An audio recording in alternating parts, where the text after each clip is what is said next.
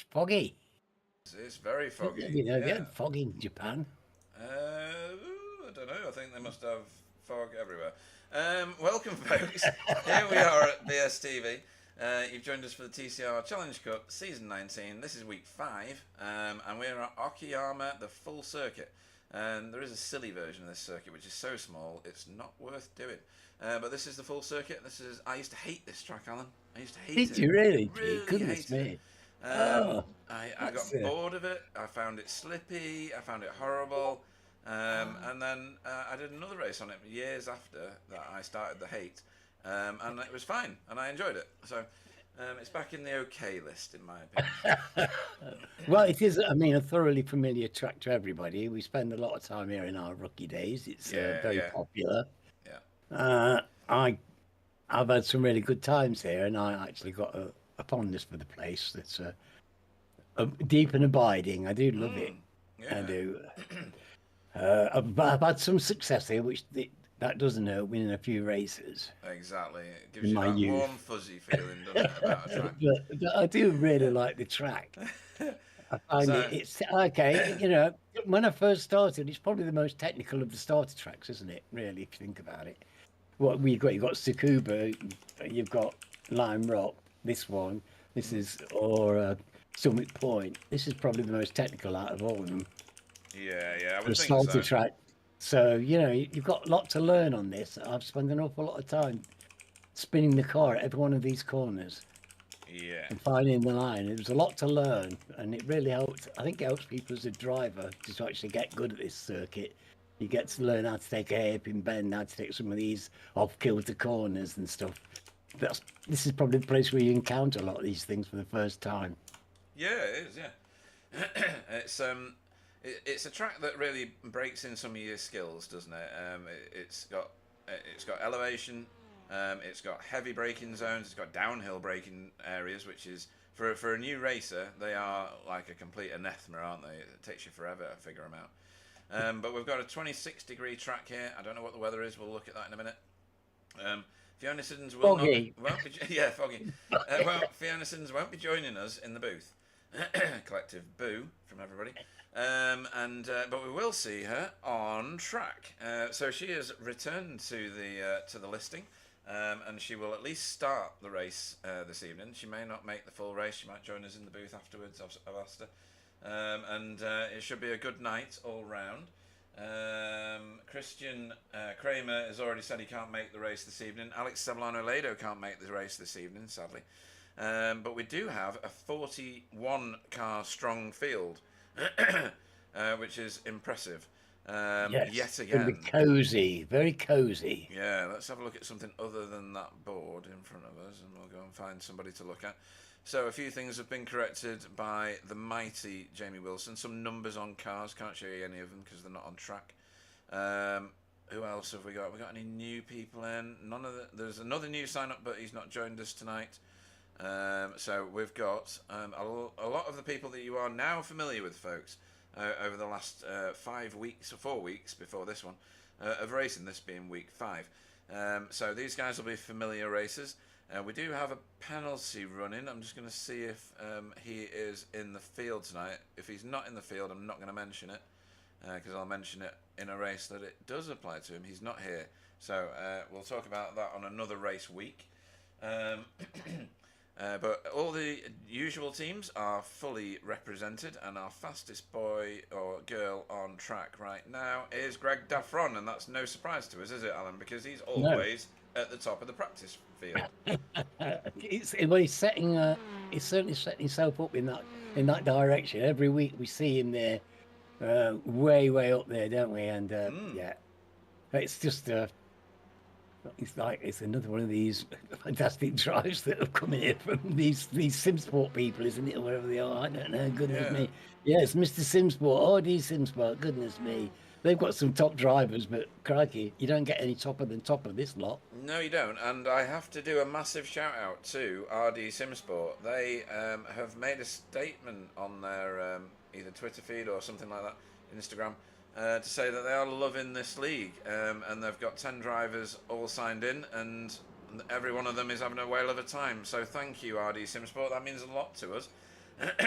I'm glad you're really enjoying it as well. Each of the drivers, the driving standard here is one of the best ones that I know of, and I can't claim any credit for it. It's the drivers on track that do that, isn't it, Alan?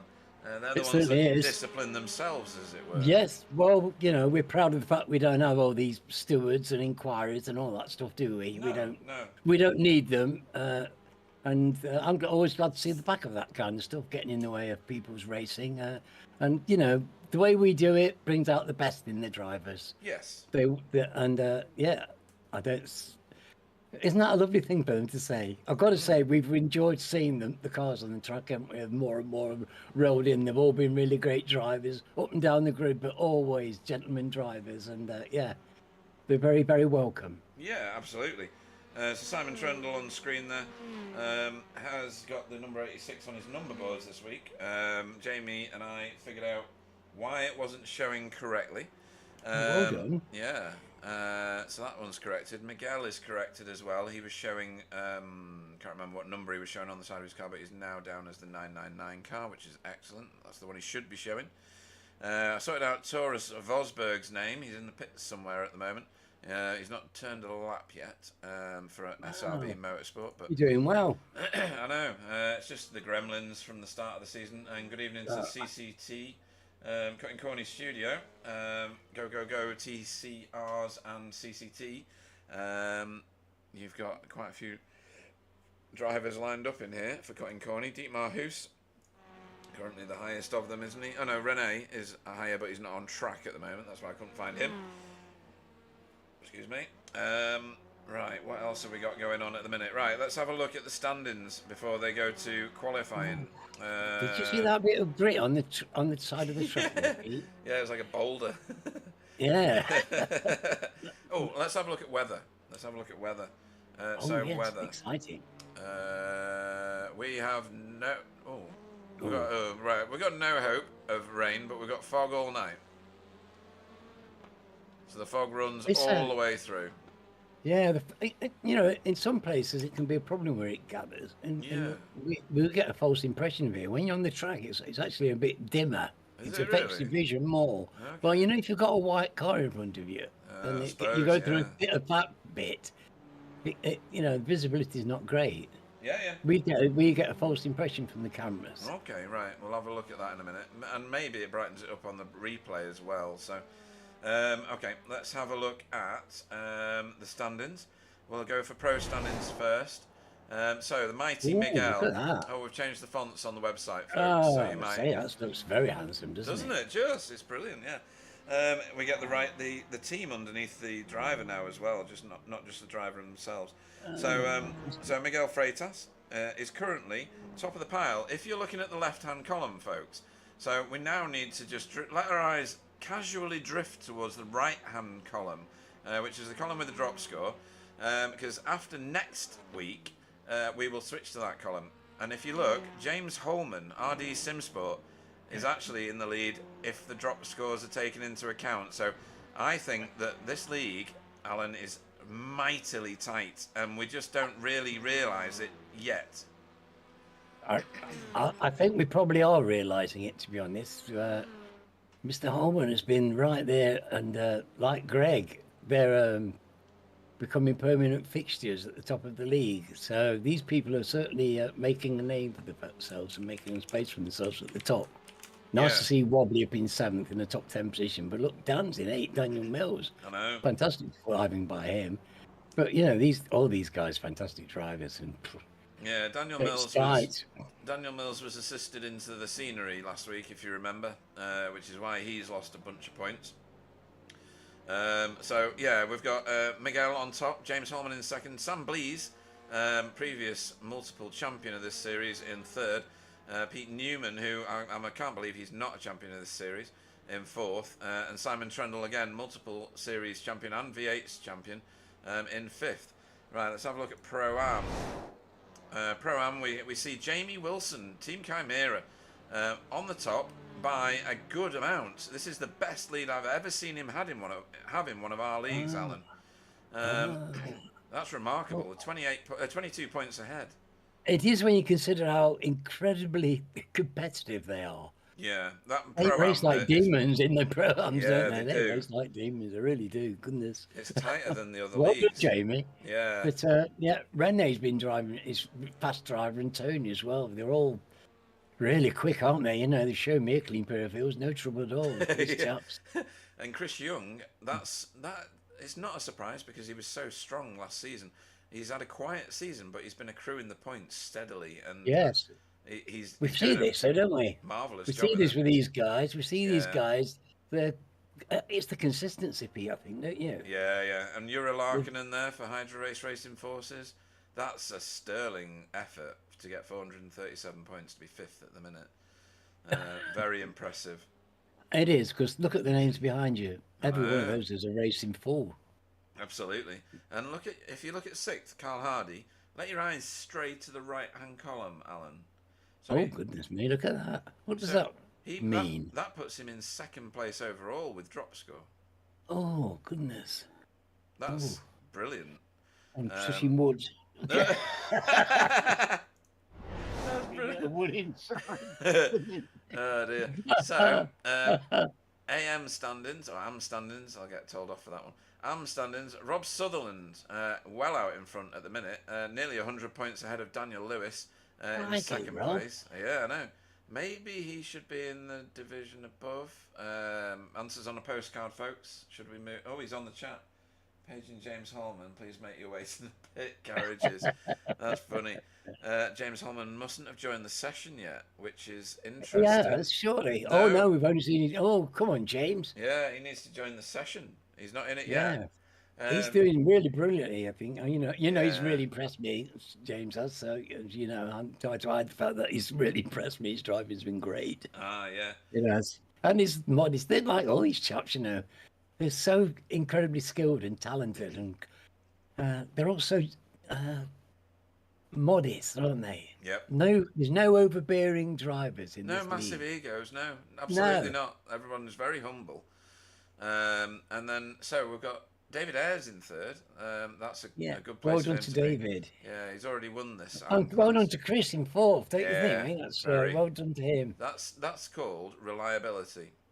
Scoring points every race.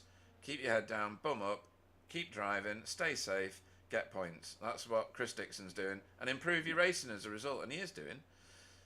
It's nice to see so many people in this in the league because there's plenty of racing there for everybody. Yeah.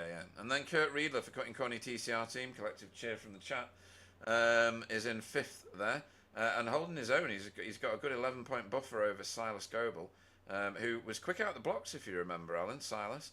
Yes. He's dropped it back a little bit because he's had some unfortunate incidents along the way, but I think he can recover that. Yeah, again, it's got the same numbers front and back, so it's not telling the whole tale, is it? No. He's not going to lose with his drop point the way that other people will, but we'll see. Yeah. We wish him well anyway. Too Very right. nice to see him on the track with us. And then we've got Impulse Racing in the team standings, not far enough ahead for their own comfort. What's that? 60 or 70 points? That's nothing when you There's consider plenty of competition, isn't there? Oh yeah. RD Simsport giving them some grief, and then ADX Esports JCB hot on the heels of all of them. But then they're not very far away from Hydra Race Geodesic. That's only what, 8 points? No, 12 points. 12 points ahead of Hydra Race Geodesic. And then Team Chimera rocking the top 5, like 50 points behind Hydra Race Geodesic Racing. Any one of those 5 really has got a shot at this. When you look at the calibre of people like Simon and Jamie and Team Chimera in 5th, that could easily float to the surface. You got Jay Corley and Pete Newman in 6th. I know. It's just incredible quality in depth. Yes, that's a good Every way one to of those describe it. teams Yeah, is like a scarily fast and competent team. All of them. You go right down to 10th place, 11th place. There isn't any teams that aren't good. No. They've all got strengths, and they're all performing well. But of course, we've got our newer drivers coming in. We've got Impulse doing well, which is great to see them there with their 3-man team now. Yeah. It's nice to see Miguel having the full support of people. It's great that they've joined him because he deserves to be at the top. We won't see him do well, but he's plugged away by himself for a long time. Yes, yeah. RD Simsport, well, look at them. They're just they've lit the league up. And these ADX esports, which I know nothing about, but they've got a JCB, which is great because I love JCBs. Yeah, let's go digging. You're right though that there's the average of those first 5 teams in terms of I rating must be well over 5k, and that's an average. That's just stunning performances from everybody. Right, let's have a look at driver of the meeting, James Holman. He's not joined the session yet, Rob, so you better get paging again. James Holman at the top of the pile with Sam Blees, sharing that top spot. They've both had such good performances in individual races this season. And then a whole bunch of drivers are holding 1 vote from us, Alan, and some votes from Fiona, some votes from... Who else joined us in the booth? Somebody else did, didn't they? Can't remember now. If you get in the booth, you get a vote. Well, yeah, absolutely. Jump in the booth, get yourself a vote. Right, and then your Safe Driver Award as the session ticks over into qualifying. Rene Earhart, at currently the safest driver that we have in our league. Cutting Corny TCR team, he's barely put a wheel wrong. 22 incidents in 1,700 laps. You've got to salute that. So well done to CCT for generating such a safe driving team. I love it. Well, look where Greg is as well. I know. He's dominating the qualifying and going really quick, but keeping it between the white lines as well. Very, very good. We know good. that Simon Trundle's absolutely brilliant at doing this, so that's not really a surprise to see him there, but fantastic to see Rene at the top. Too right. Tommy Battel is on the chat, so good evening to you. James Holman has just joined the session with, I'm not joking, 40 seconds to spare. Would you call that brinkmanship? Yeah. That's brilliant. Oh dear, 40 seconds. Wow. That's mine. He's cool under pressure. Very much so, yeah. Who was the first one out? Cool going up there. It's going to be tight, twisty and tasty around here tonight, Pete. It is. I was telling you, I don't know whether to be absolutely tantalised or terrified. Both in equal measure, I think should keep us on the edge of our seats. We know this track out the back of our hands. You can, I'm looking forward to how these fantastic drivers deal with the close quarters, and it's bloody hard to get by. You need to time it. On this track in particular, there's no easy. Well, at the end of the big back straight, that's a good place to get in. That's on the inside. about it. That's the only really classic, isn't it? Yeah. The rest of it, all the rest of them are a little bit edgy. We've got the nice hairpin bend just at the end of the straight, in the back straight, and that's a good place. A lot of overtaking gets done there, but it's hairy old business. It is, yeah. We're watching Taurus Vosberg at the minute, heading towards that exact point on the track. Jamie managed to figure out what was going on with his name on SDK. It was nothing to do with what I was doing. I didn't even have control of it. And we've done an override on it now, so he will show perfectly in the standings. To the commentators, can you quick tell something about yourself? Something about ourselves. Nobody needs to know that kind of detail. No, nobody needs to know that. I don't know. Detail about what? Something about yourself. Tell them how long you've been a sim racer and why you do this, Pete. Yes. Right. Why are we sitting here? Yeah, so I joined iRacing from R Factor 2 in 2013. And I'd already been racing on R Factor for about 5 years. So I've been in proper sim racing, as in not Gran Turismo and any of the other games, in inverted commas, since about 2008, 2005, I would say. I'm no better now, 20 years later, than I was then. But that's why I sit on this side of the screen, Chris, and don't race. So what about yourself, Alan? How long have you been sim racing? Chris, I started sim racing when I was 65. As in a proper sim in iRacing. I was on PlayStation with Gran Turismo and Colin McRae right back in the 90s. I've always loved racing games. It's been something I've been passionate about ever since I first got a PlayStation 1. And So I've loved it. I've had leagues before.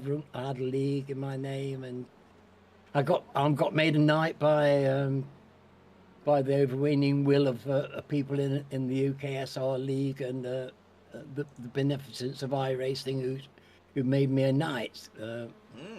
Not because I'm fast, but because I love iRacing. Yeah, you got your honours, didn't you? Because yeah, they honoured me. It was I take it very seriously because it means a lot to me that because yeah, I'm passionate about iRacing, and I used to race in this league, and now I'm older, in my 70s, and I prefer to sit here. I can't drive. I've got physical problems now, getting old and things falling off. So I find it very difficult to drive a TCR. Yeah. So I don't drive on the track anymore with TCRs. I limit my racing mostly to my MX-5, which is a bit kinder on me with the force feedback. But I love these cars, and I've had a long association with the league as a driver, and then as a fan of the broadcasts, and now sitting here drinking Pete's whiskey. It's your whiskey, you earned it. Make sure you drink it. So yeah, little bits about us. Nobody's ever asked us that before, Alan. I was quite taken Well, aback by that. Yeah, Yeah, you've gained Chris's respect because he says so on the chat. Right, thank so you very much. yeah, let's find Taurus Vosberg again because we're going to go on a running lap with him in a minute. Still have to go running, Pete. Christ No, almighty, I can barely crying. get off the settee. I couldn't run a bath. Bloody running. Yeah, I'll My count. nose is running, that's about it, mate. Yeah, let's jump on board with him. Let's do cockpit view. So this is what the Audi looks like on the inside, just in case you've never seen it. It was the original TCR for this simulator. The Yes, iRacing from the days simulator. there was only one. Yeah. Like We had one Highlander. TCR, and that was it. And it was a whole track full of Audis. Yeah, so this is coming up to last corner, affectionately known. And then you go on to the Okayama Straight, underneath You the made that barriers. look easy, and it's not. Yeah, not in an Audi, it's not. Or it never used to be, anyway. Down this, it's quite a fast start-finish straight. In other cars, you change the gear ratios to be very abrupt into turn one here. Or first corner, this is called. Third gear in most TCRs, down to Williams, which is the long left-hander. There's a good overtaking opportunity if you can get down the inside there. And then you go through Moss S's, which is this section of track here. Make your way up through the gears. Don't hit top gear. Start braking at the kink here, or the start of this rumble strip rather. Into, what's this called? Is it Atwood or something?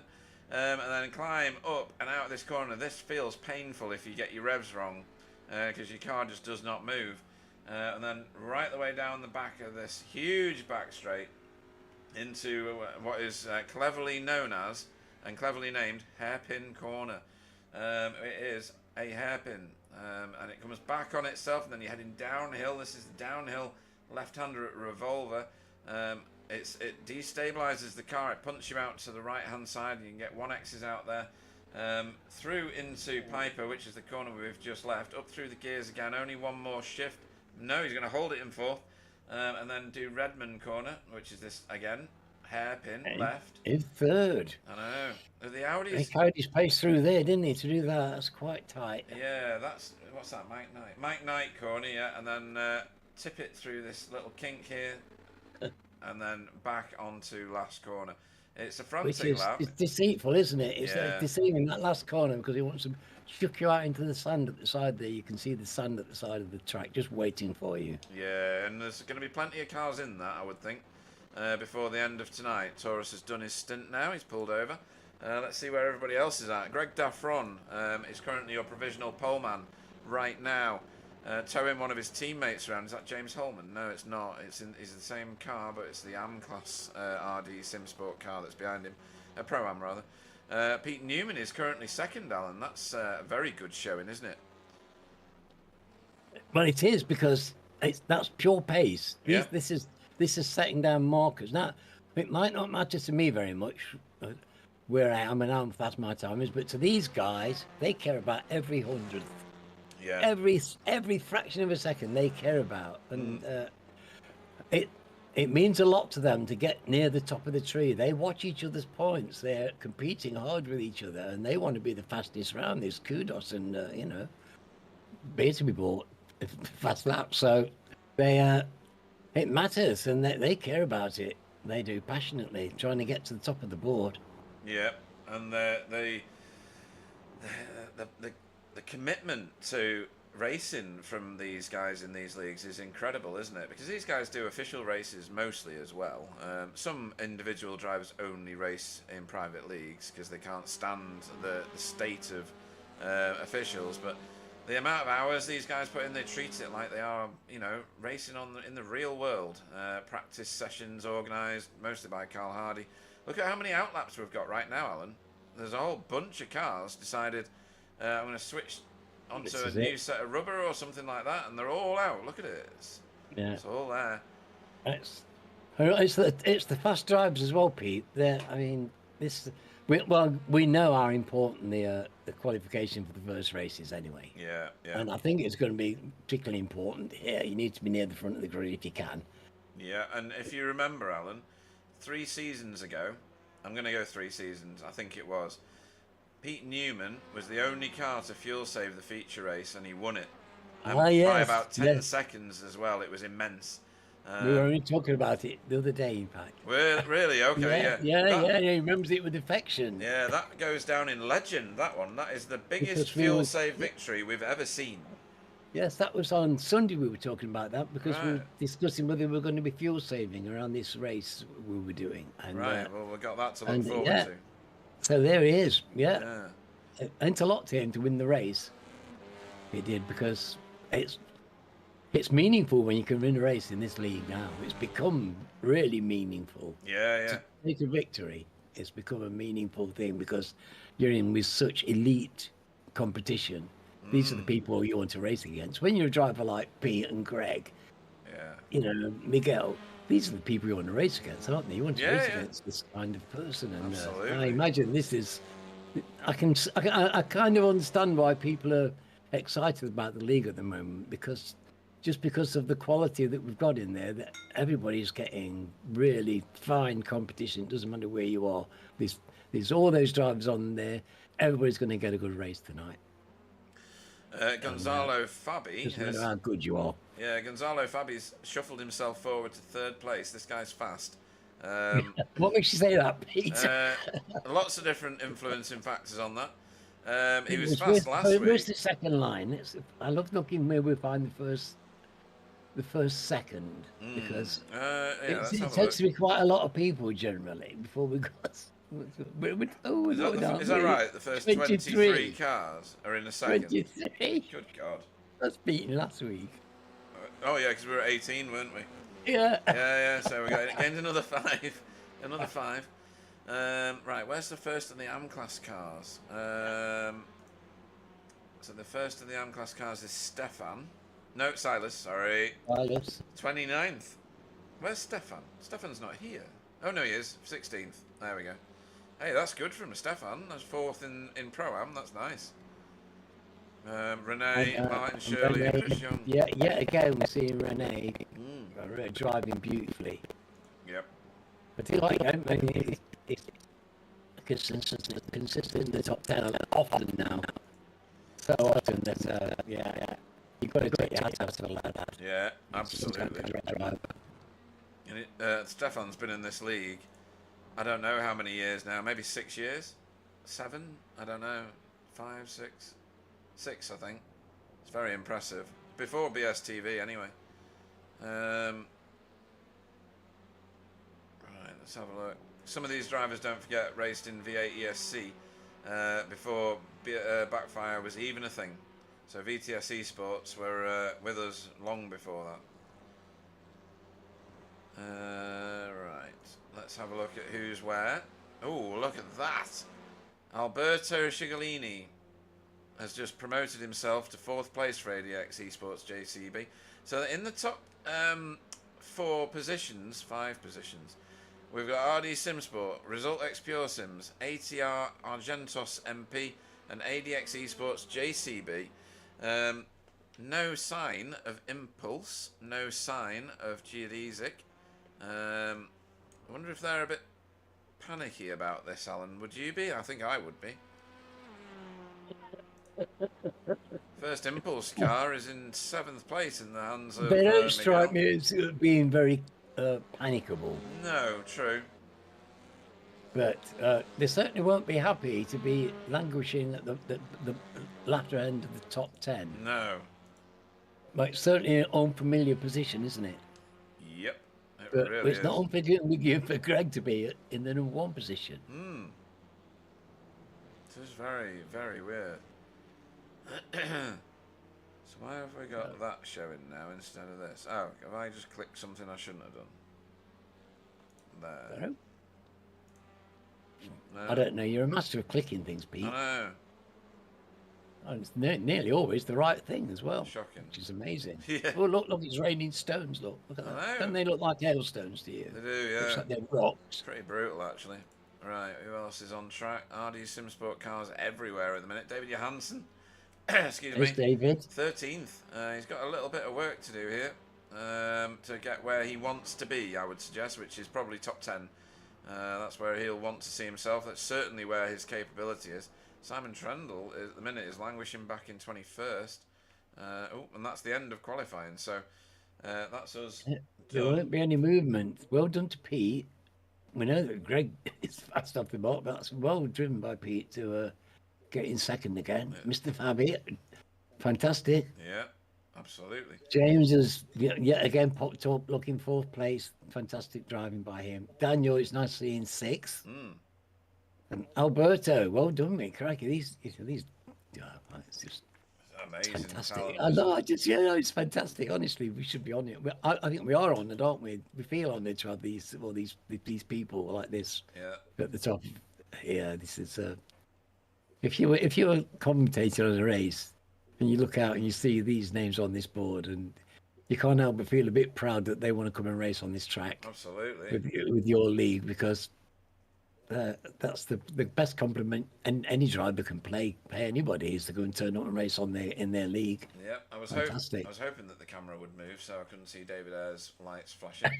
Anyway, Greg Daffron will lead us away as your pole man for the first of tonight's races. Pete Newman next to him, Gonzalo Fabi in 3rd, James Holman in 4th, Alberto Cigolini in 5th, Daniel Mills, good grief, in 6th.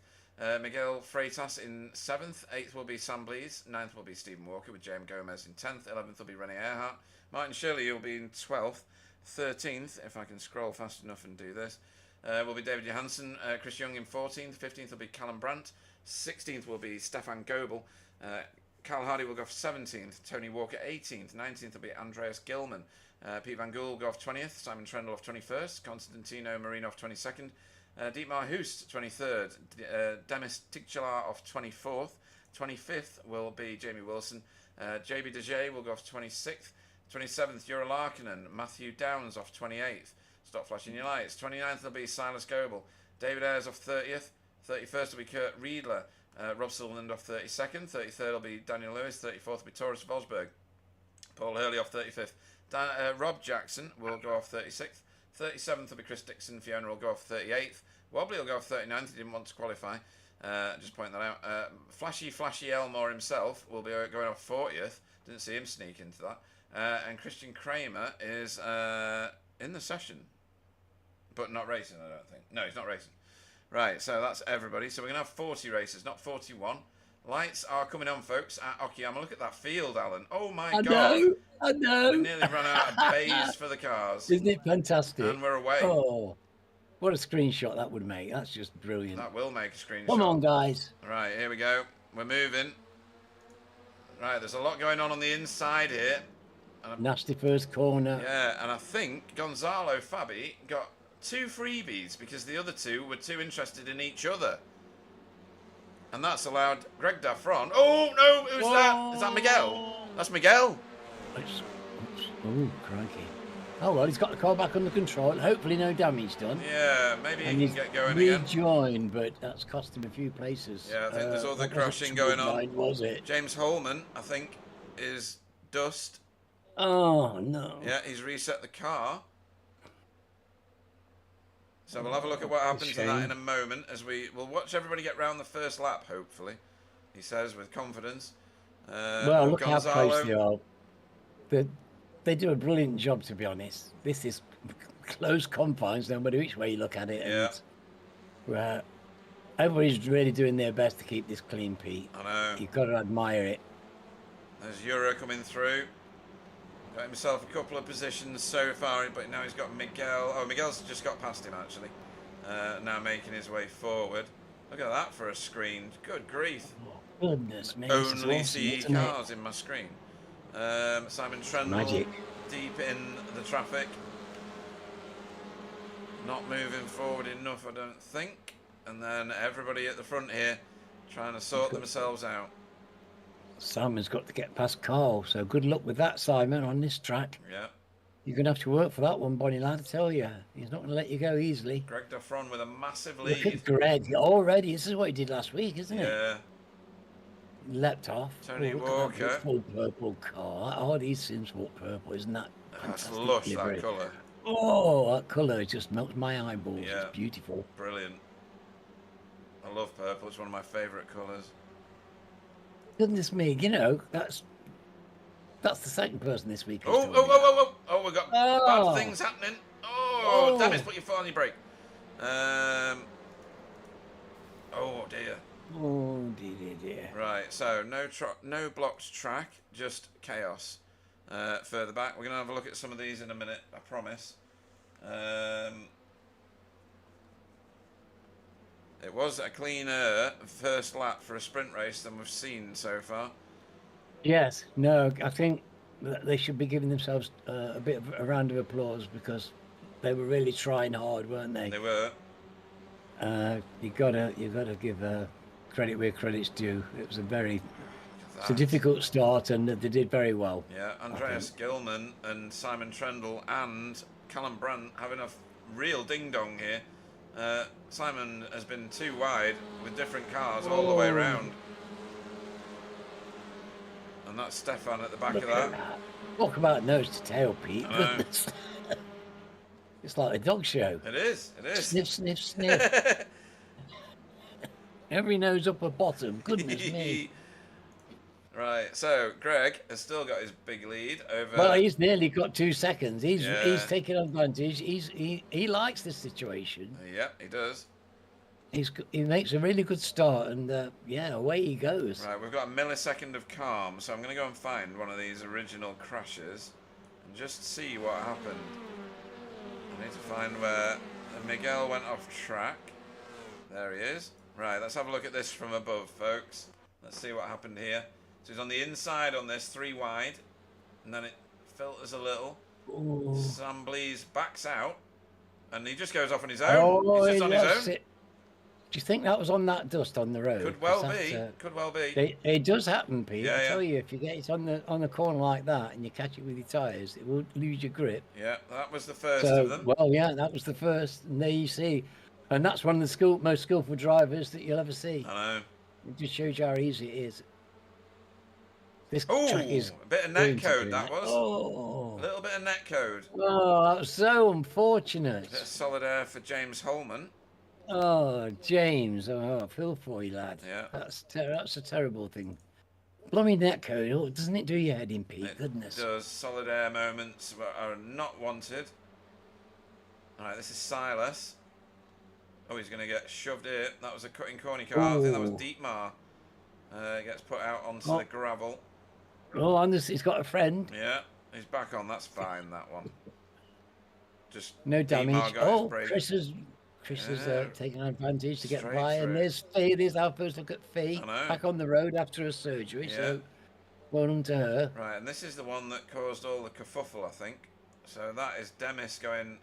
Oh! No, it's not Demis. Oh, it is, yeah. Right, so that was that, and then I think Demis gets caught here by... Oh! Who is that in the safeguard car? Can't think. Is that David? No, it's not David. It's somebody else. Right, so let's go back live racing, folks. So that was all the drama from the first 2 laps. I'm baffled because that was the green wheels. That wasn't Carl's car. No, though, who is so that? someone else has got green wheels now. So just to baffle us. Hang on, I'll find it. So not David. Matt Elmore. Matt Elmore. I'm not used to seeing him in safeguard Of colours. of course, green wheels. Of course, it's Matt. Yeah, got to do a brain transfer. Well, I'm glad to see him here this week. Nice one, Matt. Well done. Right, this is busy back here. When I say back here, this is in the thick of the AM class standings. They were about 5 cars wide just then. And I think Paul Hurley has got away here for Blade Designs JAS. 3 wide behind. 3 wide. Oh, it's a bit tasty. Yeah. Silas wants to turn in, can't. And now he's wide. Right, this is a bit of to and fro here. Tasty stuff, isn't it? Yeah, very good racing. And there you go. You see, this is our AMs really laying down some rubber and some molten tarmac. Yeah. Fantastic. There's racing for everybody. It's one of the delights of this place. Yeah, so Greg You've got Duffron. some of the best drivers, and there aren't any poor drivers, but everybody gets to race. There's always somebody in your time zone. Absolutely. So Greg Duffron at the minute leading by 2.2 seconds over Gonzalo Fabi. That's not the car behind him. That car behind him is Demis, who's been to the pits to repair.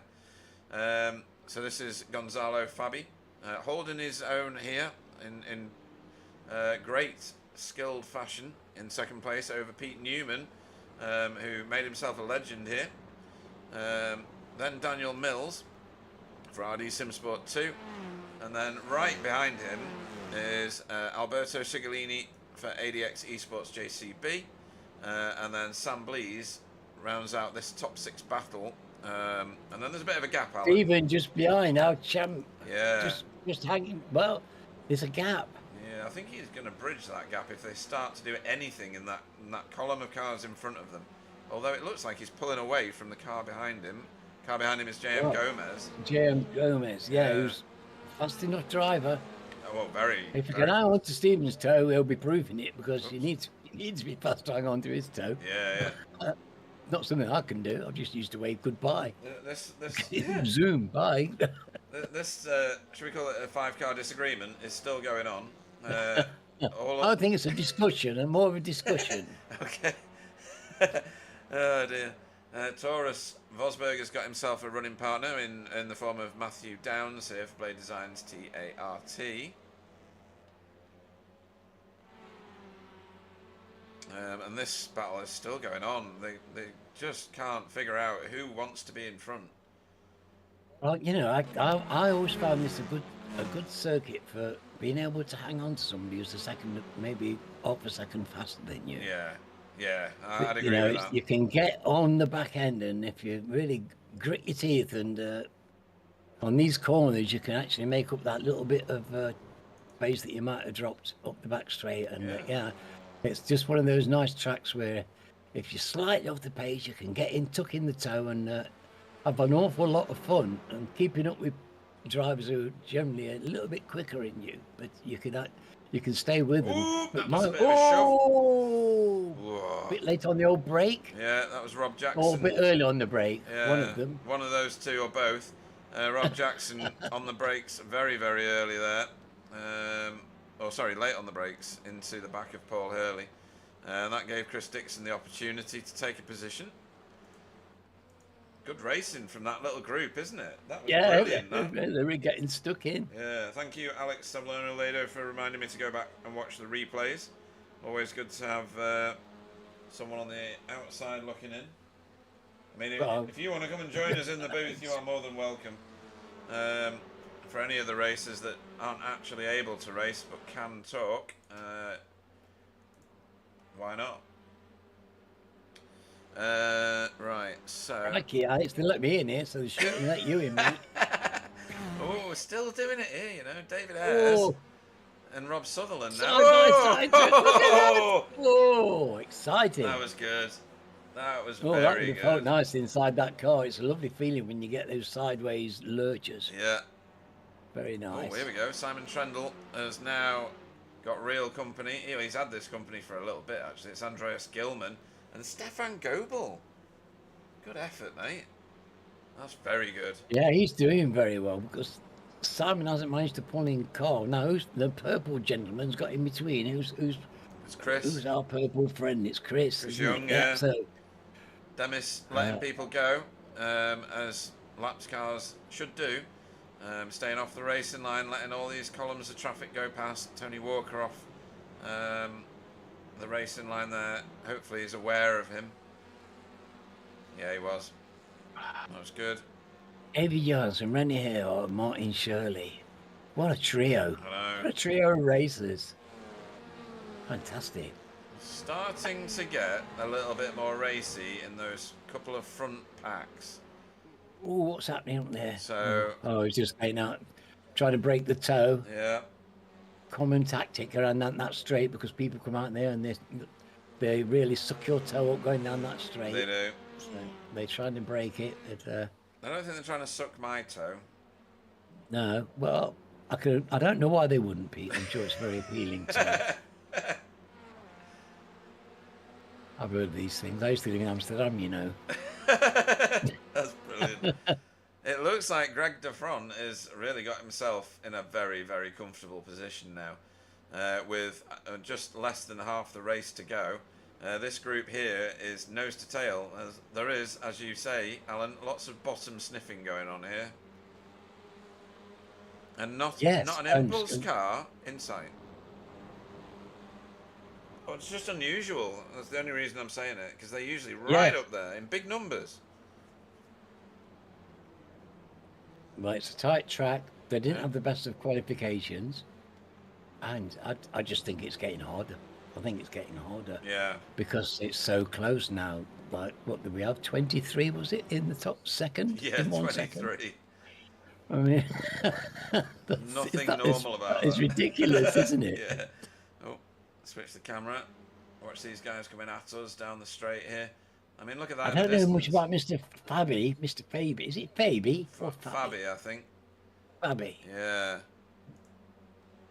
He's got a Fabi I rating, 7,300. Oh, crikey. Well, you didn't get that. That's a misspent youth, if ever I've heard of one. Yeah. It's that and anybody that's good at snooker, isn't it? Right, so Taurus now having to defend. That's a nice defence, actually. He's just outpaced his opponent into the first corner there. That was beautifully done. Yeah, very good. It's easy to become intimidated. No such thing from from Taurus. And that Audi is not the easiest thing. No. It's not the lightest. It's the most nimble car out there, and he did that beautifully. He did. They're great up the straight, though. Yeah, the Audi's always... Like poke. Yeah. It's always eating up the tarmac very, very nicely, hasn't it?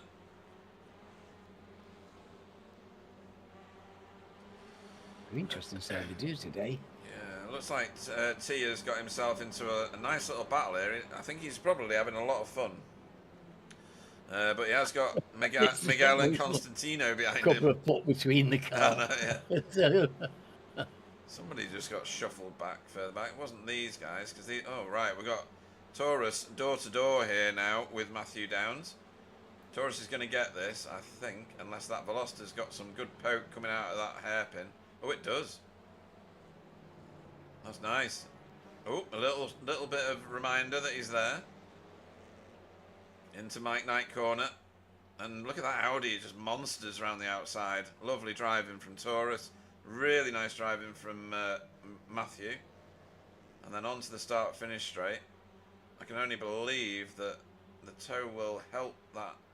Well, it certainly is. Well, it certainly is. He's going to have a go. But look at that. The inside line, he just hasn't got it. You need to have his nose up by the side of his opponent there, but not quite that time. No, not enough that time. Tony Walker has pulled away. Don't adjust your sets, folks. He's pulled away from Miguel Freitas and Constantino Marino. That just shows how good he is in that Honda Civic. The To me, Motul that's livery some car. driving. Yeah, yeah.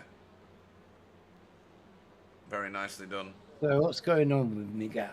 Well, he was off track at the start. Maybe that impact Yes. has done something to him. Shall Perhaps we? he's got some damage. Let's have a quick look inside the car. Is he steering straight?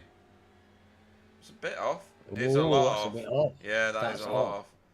So, without all is revealed, I would say, Pete, to be honest, Yeah. he's got he's handicapped by he's got some slight suspension damage, and you don't need that on a front-wheel drive car. Definitely not. That's going to be a pig to turn right with. It doesn't show much on the outside, though, does it? But it was clearly off at an angle. Yeah, but it doesn't show much, does it? It's all an internal, and the swinging arms or whatever they are, they get them. Yeah. They're very fragile. Because we see these minor contacts which don't look like they're going to do much, and they're putting people in the pits. Yeah, yeah. So Simon and Andreas now fully door to door. Andreas is going to get the best of this because the turn onto the back straight is in his favour. And look at Stefan. Go on, Stefan. Get stuck in.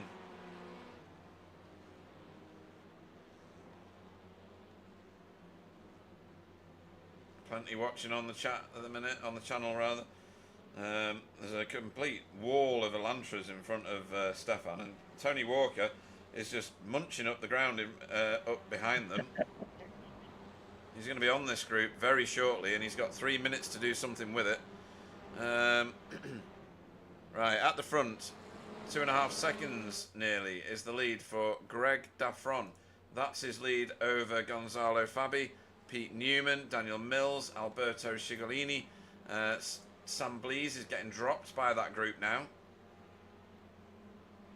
So there is a fight of 4 cars for second place, Alan. Yeah, that's serious pace. If when you're getting a gap like that between in front of Sam, you know that the guys in front are going blooming quick. Yeah. Pete. And there's gaps behind Sam as well. Stephen has got a slight gap as well. Pete Newman is in it this. might be that they haven't got the best setup in the world for this. Yeah, true. They do like edgy setups, those guys, and they do try different setups, and quite often it works brilliantly, but it doesn't all the time. Yeah.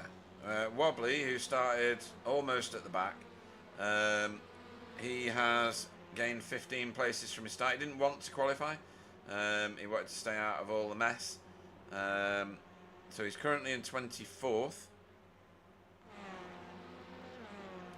And coming on to the back of Dietmar Huss's car at the moment. He's going to pull out and try and get him into the hairpin. Dietmar doesn't want him to go. No, Dietmar needs to hold his line there, and he has done. That's excellent driving.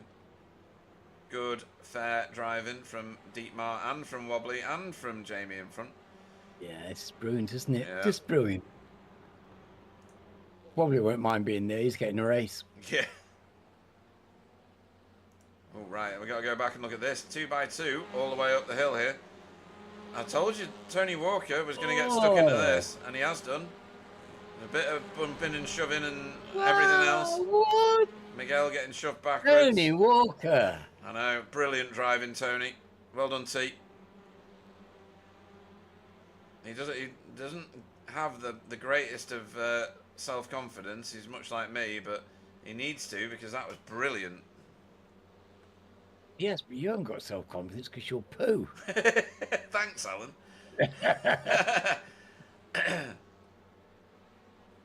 You need to do more driving, Peter. Yes, this is true. Absolutely right.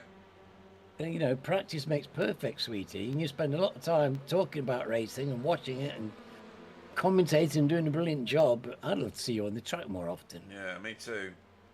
Daniel Lewis having a bit of a scrap here with Rob Sutherland behind him, and this is important. This is AM-class ranking that we've got going on here.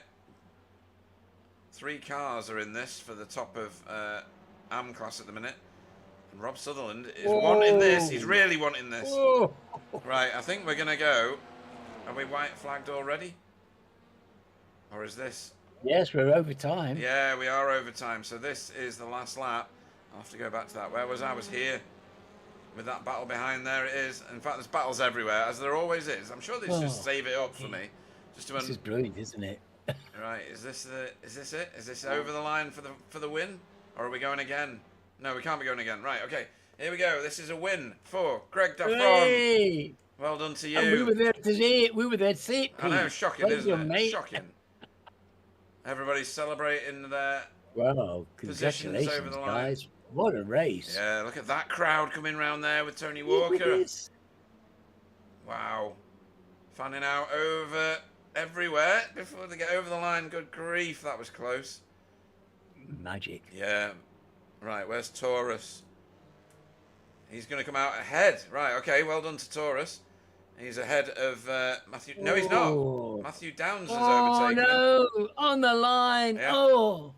What is going on with Must have been Taurus? the last corner. Has he run out of fuel? Was it? Oh. He may have done. Oh. I don't see why you'd give up in that way unless you Yeah. had no juice left, as it were. Where's That- Paul no. Hurley? Paul Hurley just ahead of Chris Dixon. And I think that Well done, was... Paul. Yeah, I'm not sure who that was behind. All those guys think they must have had a lot of fun. Yep. James Holman, much delayed after what happened, getting helped into the furniture early on. Still points though, you know, you still got to get over the line, get the points. I mean, he's going to have a blast of a race in the second race because our second race tonight, folks, is a 40-minute feature race. A pit stop is probably highly likely to be required. However, this boy, 3 seasons ago, no stopped it right to the end and won by quite a margin. So everybody who raced at that time will be aware of that and will be doing something to combat it, most likely. Right. Well, I don't know how your combat car is working on here. No, definitely not. Okay, so our first race tonight finished thusly. Greg Daffron won the race for RD Simsport. A big round of applause for that. Yay! Well, I mean, absolutely deserved that victory. Yeah. Qualified in first and was never troubled really. He had 2 seconds by the end of the first lap. I think so, yeah. Near enough, Yeah, anyway. and away he went. Fantastic driving. yeah. Great race, to be honest. Yeah, very controlled, very professional, very clean. So Gonzalo Fabi finished second for ATR Argentos MP. His teammate isn't here tonight, Manuel Saralegui. I just realised that. So we're missing another fast driver. And no Spencer. No Spencer tonight. Okay, just listing them in my head as I go. Pete Newman finished third on a track he can only consider as one of his favourites in our leagues anyway. For Result X Pure Sims, gets the bottom step of the podium. Well done. Daniel Mills was fourth for RD Simsport 2. Alberto Sigolini fifth in... where am I? ADX Esports JCB. I went a bit cross-eyed for a minute. Sixth was previous champion Sam Blees, Hydro Race Geodesic Racing, and his teammate Stephen Walker, our reigning champion, in seventh for the same team, obviously. JM Gomez eighth for ADX Esports JCB. They've done a good points haul this evening. And ninth, first in class, Martin Shirley for Pro-Am for RD Simsport. They've also scored heavily, haven't they, RD Simsport? René Earhart, 10th, second step on the Pro-Am podium for Cutting Corny TCR team with Dave. Sorry, go on. 3 in the top 10, is that for RD? 3 in the top 10, 4 in the top 12. Yeah, 4, 5. 5 in the top 14. Oh, good grief. They are quite a talented team, aren't they? Jeez. Crikey, yeah. No. David Johansson finished 11th for Sim Racing Grid, with Chris Young finishing 12th and third in class. Podium finish in his class. Chris Young for RD Simsport 3.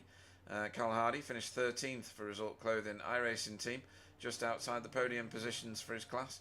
Callum Brandt 14th for RD Simsport 3. Andreas Gilman 15th for Impulse Racing. He is the first of the Impulse cars. Simon Trendle 16th for Team Chimera. I think he would possibly be hoping for anything but that position, Alan, because that is one step beyond the reverse grid. Yes, but They're very close, aren't they? I mean, Yeah. considering we've had that exciting 20-minute race, they're only 18 seconds back. Yeah, true enough. And Tony Walker in the thrust and cut of it all. I think that's the wrong way around, isn't it? It's cut and thrust, isn't it? That's the saying.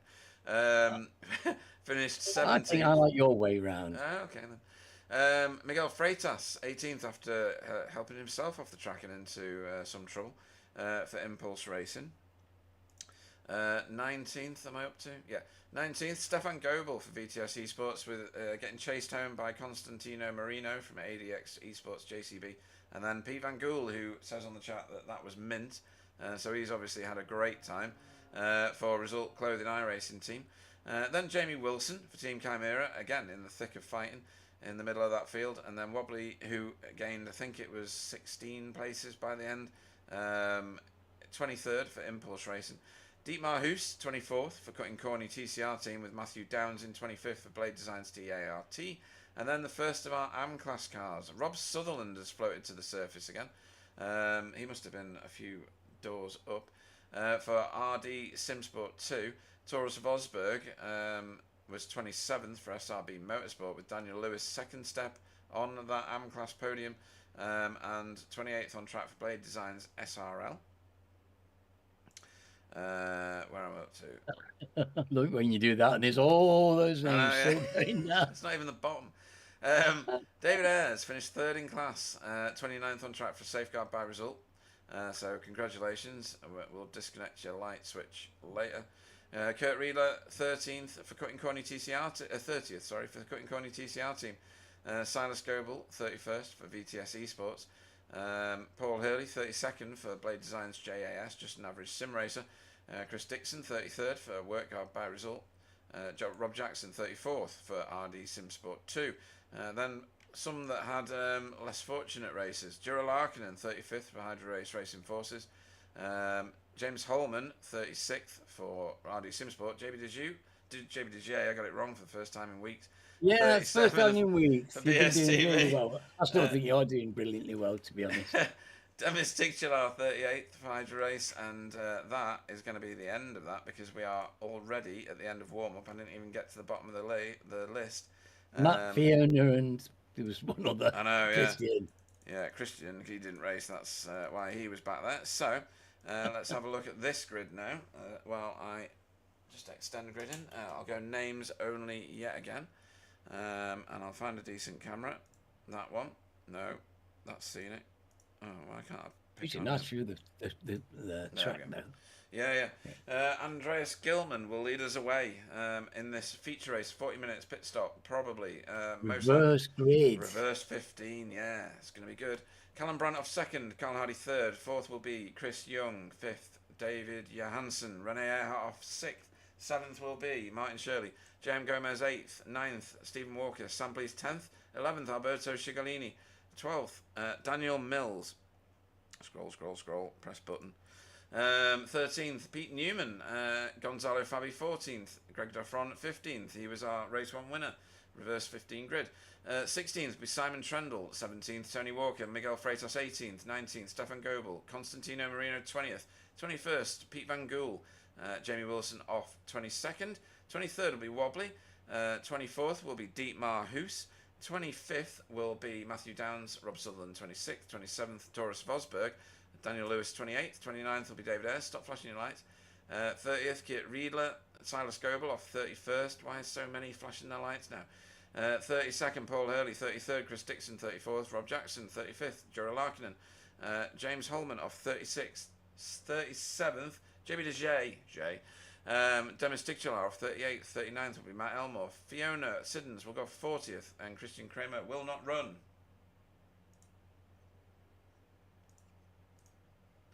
So, ooh, 2 purple ones at the front. yeah, not far. Oh yeah, line astern from one another, teammates.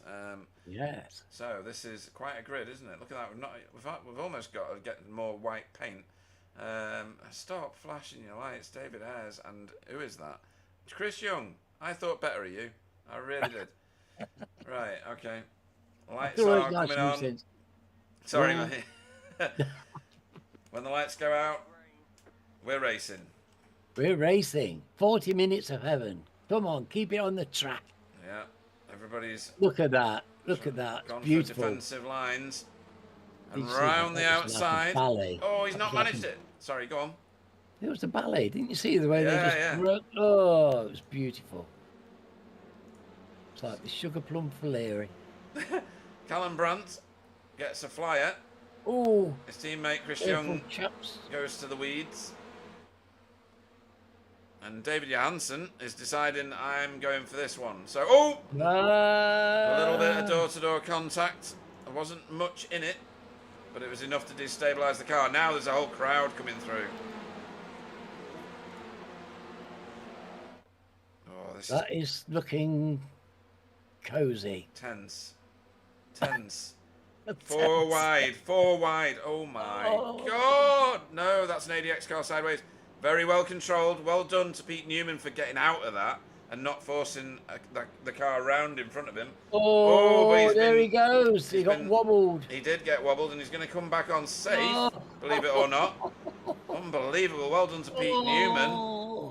I think that's driver of the meeting quality right there for me, honestly. That was just brilliant. He's getting shoveled out of corners here.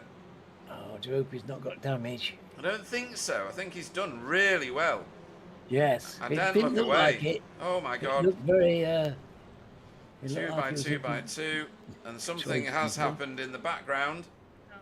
But we're not blocked. Somebody away to the right, Pete. Was that? Yeah, there. Oh, Yeah. it's gone. There we go. There he is. He's away. He's all right. Oh, he's going to the pits, The whoever that pits. is. Oh, well, it was a good place to go off. Yeah. Oh, Chris has gone in the pits as well. Yes. Chris Dixon, Paul Hurley, Matthew Downs, all in pit road at the moment. No blocked track, just a bit of mess at those tight hairpins, Alan. We'll have a look at it again in a minute. Once all these guys have charged through here, Chris Young struggling to stay on the tarmac. Oh, Goes door to door with Pete side to Newman. side. Oh, where's he gone? Oh no, what's happened? He disappeared as well. Big Oh, disconnect. my word. Tony Walker stuck behind Pete Newman's ailing car. We're going to have to look at that again because I don't even know where his car is. I think he blinked. He's blinked, but he's never returned to the track. Yeah, I haven't seen a thing for a signal drop out either. He's out. He's dropped. His signal's gone. His signal's gone. Yeah, it looked like it was a blinker. Yeah, so Chris Young, no longer in the session because his connection failed. And unfortunately for Pete Newman, it failed in a tragic way for him. You just don't need that, do you, if you know what I mean? No, I'm not saying there's very anything wrong with unfortunate. Chris Young. I'm saying it's unfortunate for everybody involved in that. Absolutely. Yeah, there's no blame to ascribe. No, definitely not. It was just, of course, Pete's been unlucky because of it. Yeah. Oh, Mr. Gilman's got the fastest lap. Oh, it's gone down again. David's got the fastest. Oh, my word. Albert is picking up the fastest lap. He just went, whoa. Yeah. Right. It's a bit early for them to start the fastest lap conundrum. It is. So, Callum Brandt has currently got three lead laps, so he has got his points. Andreas Gilman is giving him plenty of pressure, and he's only not letting him get away. David Johansson has just put Carl Hardy behind him and has taken third place right there in the background as we watched the other two. But Carl is coming back at him. Well, he will try, but I think probably David's probably got the slight edge there, I have to say. But Paul knows this track very well, as all these drivers do. So if there's any advantage to be had from the track, he will take it. But that looks like a clean pass. And David, as we know, is just top flight driver. I think he's got a few tenths on Carl on an average lap time. Yeah. I don't know what their lap times were, but I would say he's got a few tenths. He's a special driver, is David. He's one of those right out the top draw. And here comes Tony Walker. Very energised, I'm sure, from the ridiculously good race that he had in the first one. See, that could be... I see, yeah... Spoke too soon for Pete Newman, didn't I? Because he was going to get my driver of the meeting just on the... I suppose he still could. I mean, it doesn't take it away from him, does it? No. But at the minute, he is in the... Oh, he's leaving the pits now, so he's going to be a lap down. Yes. but he's rejoined the race. He has rejoined the race, and he may, as we saw last time with his fuel saving, be able to do something interesting with that. So Constantino Marino has wobbly kneecaps for company here.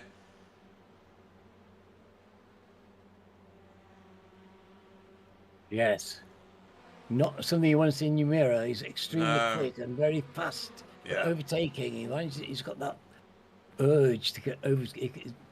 I don't know how these people do it. They find that half a mile an hour and boom, they appear in front of you. It's a lovely thing when you can do it. Yeah, it is. JB DeJ just overtook Rob Jackson for position on track and has got Fiona in his sights next. Nice to see feedback behind the wheel. Good stuff. I hope she's not overdoing it. I'm sure she's being sensible. Yeah, let's Major surgery, so we all have to. It takes time to recover from these things.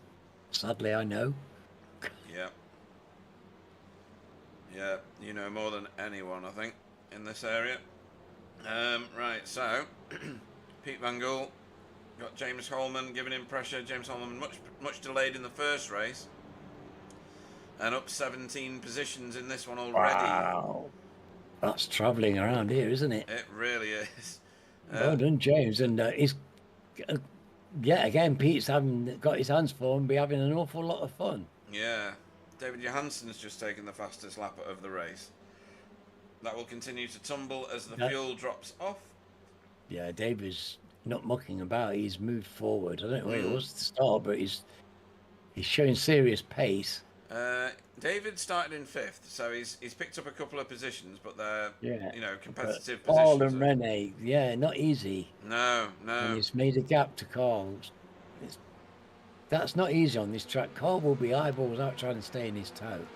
Yeah, it's the 4th position. It's a great position for him. If he could stay in that toe, it'd be fantastic. Yeah, this is quite a big train of cars here. You can see it on the track map in the top right corner.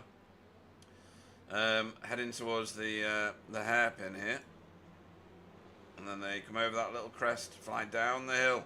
These turns feel off camber, and I think that the first one is. The second one isn't, but it feels like it is. Yes. And they destabilize the car, don't they? It feels like you're just going to wash out, and sometimes you do. Why is Simon Trundle way back? This is a tricky section. It is. These lessons, they're tricky, followed by the airplane. Very tricky section. Hard to keep your pace up. You need to keep your pace, otherwise people are going to come around you there. Yeah.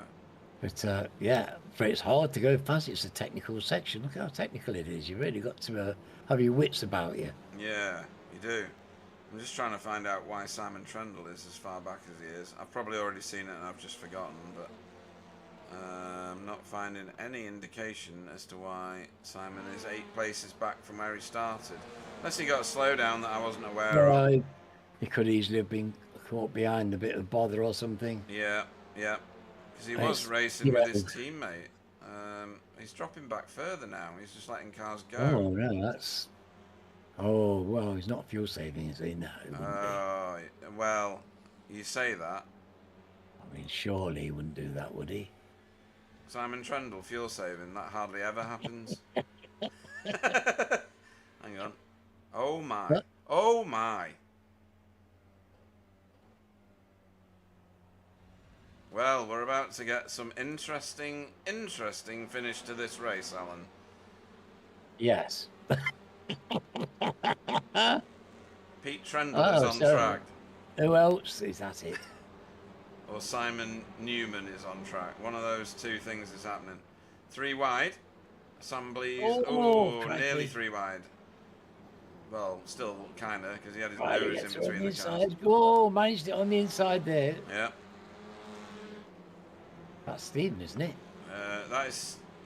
Yeah, there's Stephen Walker, Martin Shirley, Carl Hardy, Sam Blees. About to be joined by the rest of the field, looking at that, because there's about 10 cars behind him. Rene's gone to 4. Sam. Oh, he has, yeah.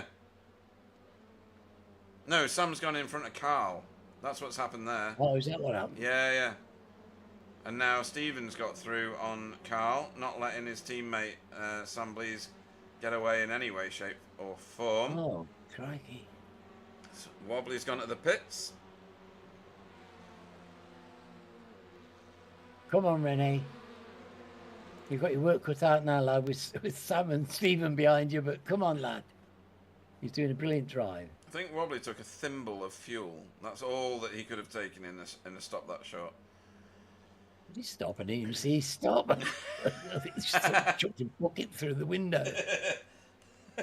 Just sprayed him with an atomizer. There's some fuel, son. Off you go.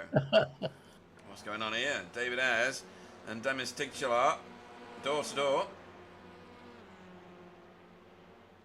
Is that Silas? And Matt behind Oh, them. it's Matt. I do that every time. Oh dear, I'm not used to seeing him in those safeguard colours. You know, but we're getting used to it. And Yeah. now I've clocked his green wheels and everything and put them together with Matt. I'm okay with it now. I'm missing Roger. Yeah. No Roger. He must be busy. Yeah. He wouldn't miss this otherwise. He loves his TCRs. So that's teammate on teammate there.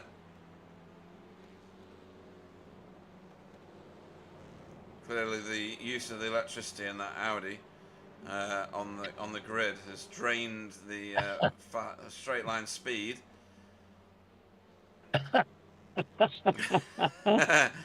Right.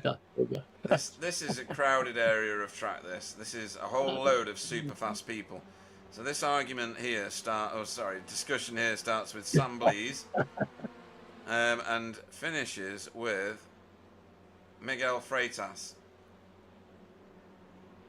Then there's a bit of a jump, 2.7 second jump back to Constantino Marino for ADX Esports JCB.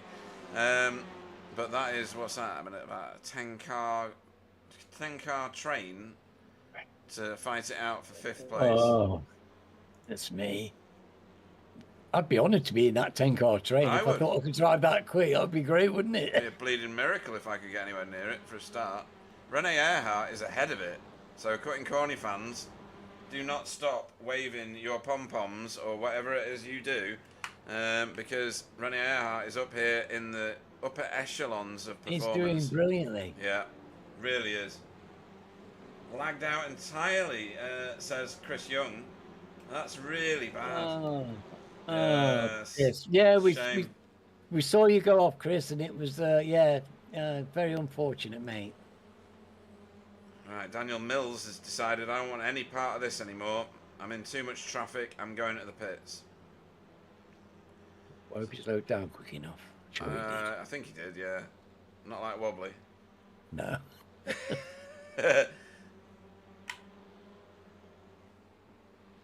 Now we've got a little bit of breathing room with the car, so we can actually see some. Oh, keep off the sand. Keep off the sand. Yeah, I know. Let's see. Right, so Callum Brandt is your race leader still, folks. Doing brilliantly, absolutely brilliantly.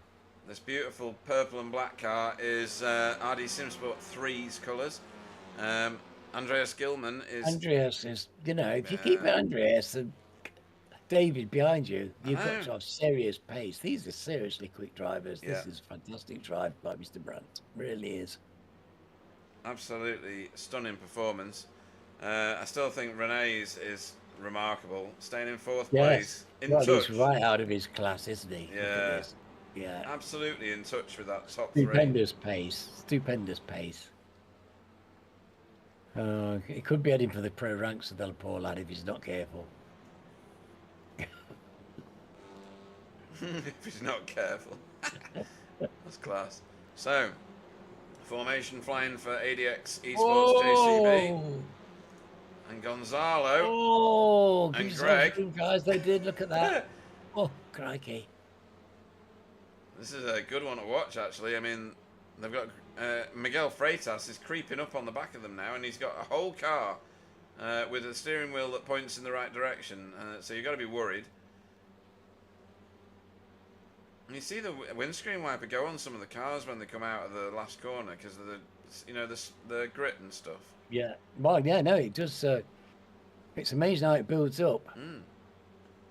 James Holman, who is behind Miguel on a massive recovery drive, up 22 positions already, is catching Miguel Freitas. Hand over fist, actually. Nearly an entire second last lap. Windscreen wipers going on that Honda Civic.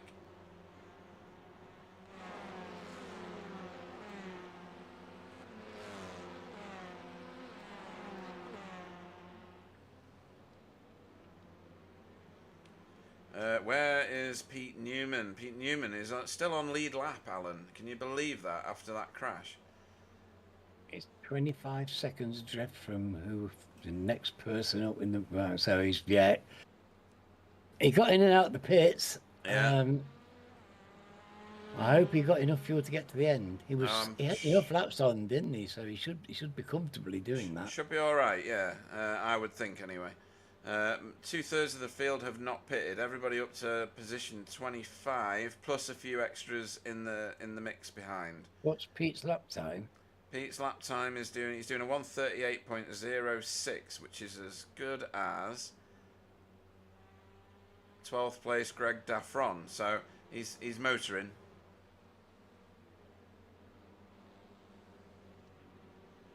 Oh, Greg is lightning fast. Yeah. I know. So if he's keeping pace with Greg, who ate the first race alive. Yeah, he did, yeah.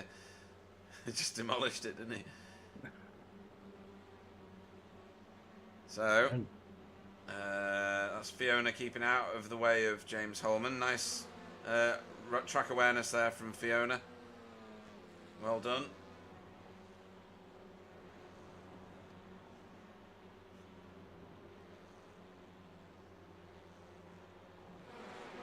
Right, JM Gomez and his teammate Alberto Cigolini going for it here. Don't know which one's which. Can't tell. They look identical at that distance. Right, so that is... Ooh, whoa, that was sneaky. Gonzalo Fabi said, well, I'm following you through that little tiny, almost non-existent gap, and he's going to get shoveled here if he's not careful. It was a great attempt, though, wasn't it? He did that. Well, it was, wasn't it? It was... that was racer's instinct, that was. Yeah. I mean, Mr. Gomez must have just been thinking... He's not wanting to wait. No, he's not. Look at him go. Now, if he can stay on that outside, he might get drive. The Audi's better at drive than the Veloster, usually. Yeah, and it's got the advantage of the bends for the next 3 corners. So. Yeah. So he's going to have to make something work here, heading into first corner. James Holman to pit road. Pete Van Gould to pit road. You can see him just on the left of the screen there. Danny, hold on. Is he going to use the toe? No, he can't use the toe to get... So, clearly, there's serious pace in the car in front, because he would have wanted to carry on his... Because he's got a really burst of pace, and he's moving along very nicely, isn't he? He's making advances quite comfortably. He is, he's making it look easy. What isn't? Watch from the onboard. Nice control. No sawing away at the steering wheel. Lovely and smooth. Yeah. Into the toe. Stay in the toe. Quick glance probably in a mirror somewhere. Find out. It slows you down. Yeah. And then you're going to go plunging into this huge right-hander here. He's going to go inside. Amazing. Look at that on the brakes. Good grief. Now, has he got some more left still? No, he's done it. Done it. Now he's got the next car that looks the same as the last one. He must think, Christ, how many times do I have to overtake this car? Well, I don't think he'll mind if you can keep on overtaking cars at this rate. Goodness me, that was very tidy work. Majestic, wasn't it? Greg Daffron is the next car to try and lift JM Gomez out of a position. And then Miguel Freitas, the mighty Miguel, doesn't have to bother. Hello. 1 to pit road, 2 to pit road. Right, that releases Gonzalo Fabi into clean air. I don't think it makes quite a lot of difference to him. No. He was doing pretty well in the thick stuff, wasn't he? Yeah. Goodness. And Rene Earhart remains in touch with the top 3, doing a brilliant job here. I mean, we knew he was fast from previous seasons, but this is a different type of fast. Callum Brandt, your race leader, leads by half a second over Andreas Gilman for Impulse Racing, and then Sim Racing Grid's David Johansson is slowly getting caught, and it is slow at the minute, but he is getting caught by Rene Earhart from Cutting Corny TCR team. Then we've got a jump and a gap to Sam Blees. His teammate Stephen Walker's behind him. Carl Hardy's doing all right, isn't he? He's doing great. He's living with Stephen and Sam, which really will be pleasing him a lot. He'll like that. Yeah. And Martin is there, quite content, and probably comfortably within his power. I would say, Martin. I don't think he won't be eyeballs out at this rate. There's no need for him to be trying too hard. No, definitely not. I mean, we'll have to keep an eye on people nipping to pit road now, because they will start to peel away. For those that need to, of course. We do think there's a couple of fuel savers knocking about. Jura Larkinen closing in on the back of Daniel Lewis here. Got Rene, Carl and Martin, top 3 in the Pro-Ams. Yeah. Nicely up in the top 10, so Yeah. this is fantastic driving by the 3 of them. When you consider the names they've got behind them, they're doing extremely well. And we've had enough race that there's nobody's there by accident now. If you didn't have the pace and determination, you would have been passed. And you would be making your way rapidly to the rear. I know how that feels. So, in my opinion, Alan, don't know about you, this race has been a lot more controlled and it's just been a bit of a cleaner exercise than the previous 4, hasn't it? In my opinion. I do think the guys have been trying hard, Pete. I think the track last week was very difficult. I think we've got a little bit more room this week, and I do think they're just really making it. They're trying their best to keep it clean. They want to enjoy the racing, and you don't enjoy the racing if everybody's all arms akimbo across the track. No, true enough. So the way they took off from the start, it seemed to me there was an awful lot of calm heads and people trying to, use the space, take advantage of it, but not cause any boats to rock, because it looked very calm and controlled to me, and like serious drivers really seriously trying to keep the thing rocking and rolling, because then you get a race like this developing, which is fantastic and all that anybody could ever want. Just on board with Wobbly at the moment to see if he's doing any fuel saving. Hard to tell when people are going uphill. I don't think he is, though. Not his normal no modus operandi. No, it's not. Psychologically unsuited to fuel saving, I think. Probably. Yeah. He's not after creating a good carbon footprint, is he? Let's put it that way. So that is Fiona. Fee's track awareness, excellent. Yeah. Bit Just of moved fuel over saving there. That was nice switchy. wide straight down there. You need that good exit from that big loopy turn. You need to stay out the sun and cram the pace on, and then carry it through this whole section. Yep. All this whole section depends on you getting that good release from that first big U-bend. Yeah. Oh, he's off the gas masses before he turns in there at Alcott. Can't remember. Second gear around there. So it'll be interesting to see where all this flushes out at the end of this race. Now, the reason I was watching Wobbly is because he's not gone up in positions as much as others, which is not his normal style. He's usually scythe his way through the field 20 places every lap. But I mean, Matt Elmore, for instance, at the minute, including other people's pit stops, he's up 26 positions. He's going to drop quite significantly, I would have thought. Whereas James Holman, on the other hand, has already pitted. So he is up 19 places. If I was worried about anybody, I'd be worried about this boy. James is somebody to watch. without a doubt. Mm. No matter what, it doesn't matter where he is on the track now. I can't. You can't help but think somebody who's got the pace that he's got can also manage his races. Yes, definitely. And I'll be very interested to see where it all percolates out at the end, because we know he's fast. He's got brilliant pace. And How where is he many? going to end up? Yeah, how many are yet to pit? Asks Alex. Let me put my usual pit lap thingy on the screen.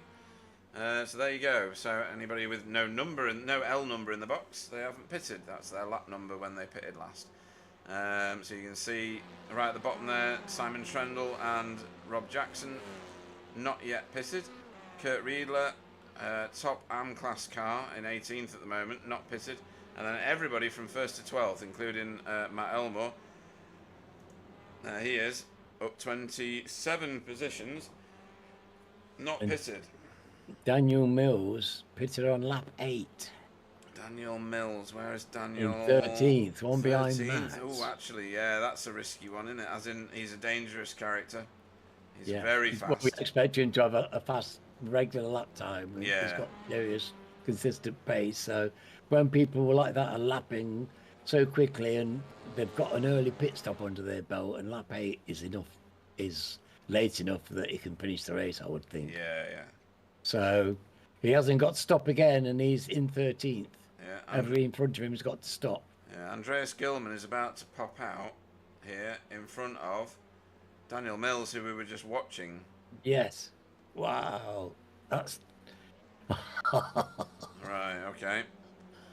So he's got a bit of a lead off him, but really, all eyes will be on Callum Brandt and where he will filter back in. Hopefully, he can do a clean pit stop. That'll be in his head now, won't it, Alan? Must get down to speed. Must not speed in the pit lane. Must hit my box. You know, all of that.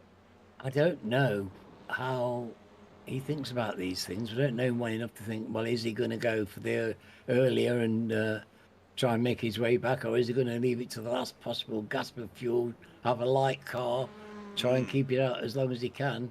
But of course, while he's doing that, those guys behind him are probably closing the gap. They are dropping from him at the moment. That'll give him a good amount of confidence. Well, if that's the case, then yep, he should be quite comfortable. He can choose to go when he wants, can't he? If he's he's got what we're looking at, 30 seconds to the pit stop. Yeah, well, in theory, the later he leaves it, the less traffic he will encounter. Yeah. The lighter his car is, you make fast laps when you've got a light car. That's why we see so many purple laps go in. So that's interesting. Gonzalo's popped up for tyres. I didn't think that you took tyres. I hope he meant to do that, and it's an oversight. It may well because people get caught out by that. But if he's got fresh rubber and it's starting to, because I do think the rubber is starting to become a bit more of an issue with the TCRs than it used to be. All right.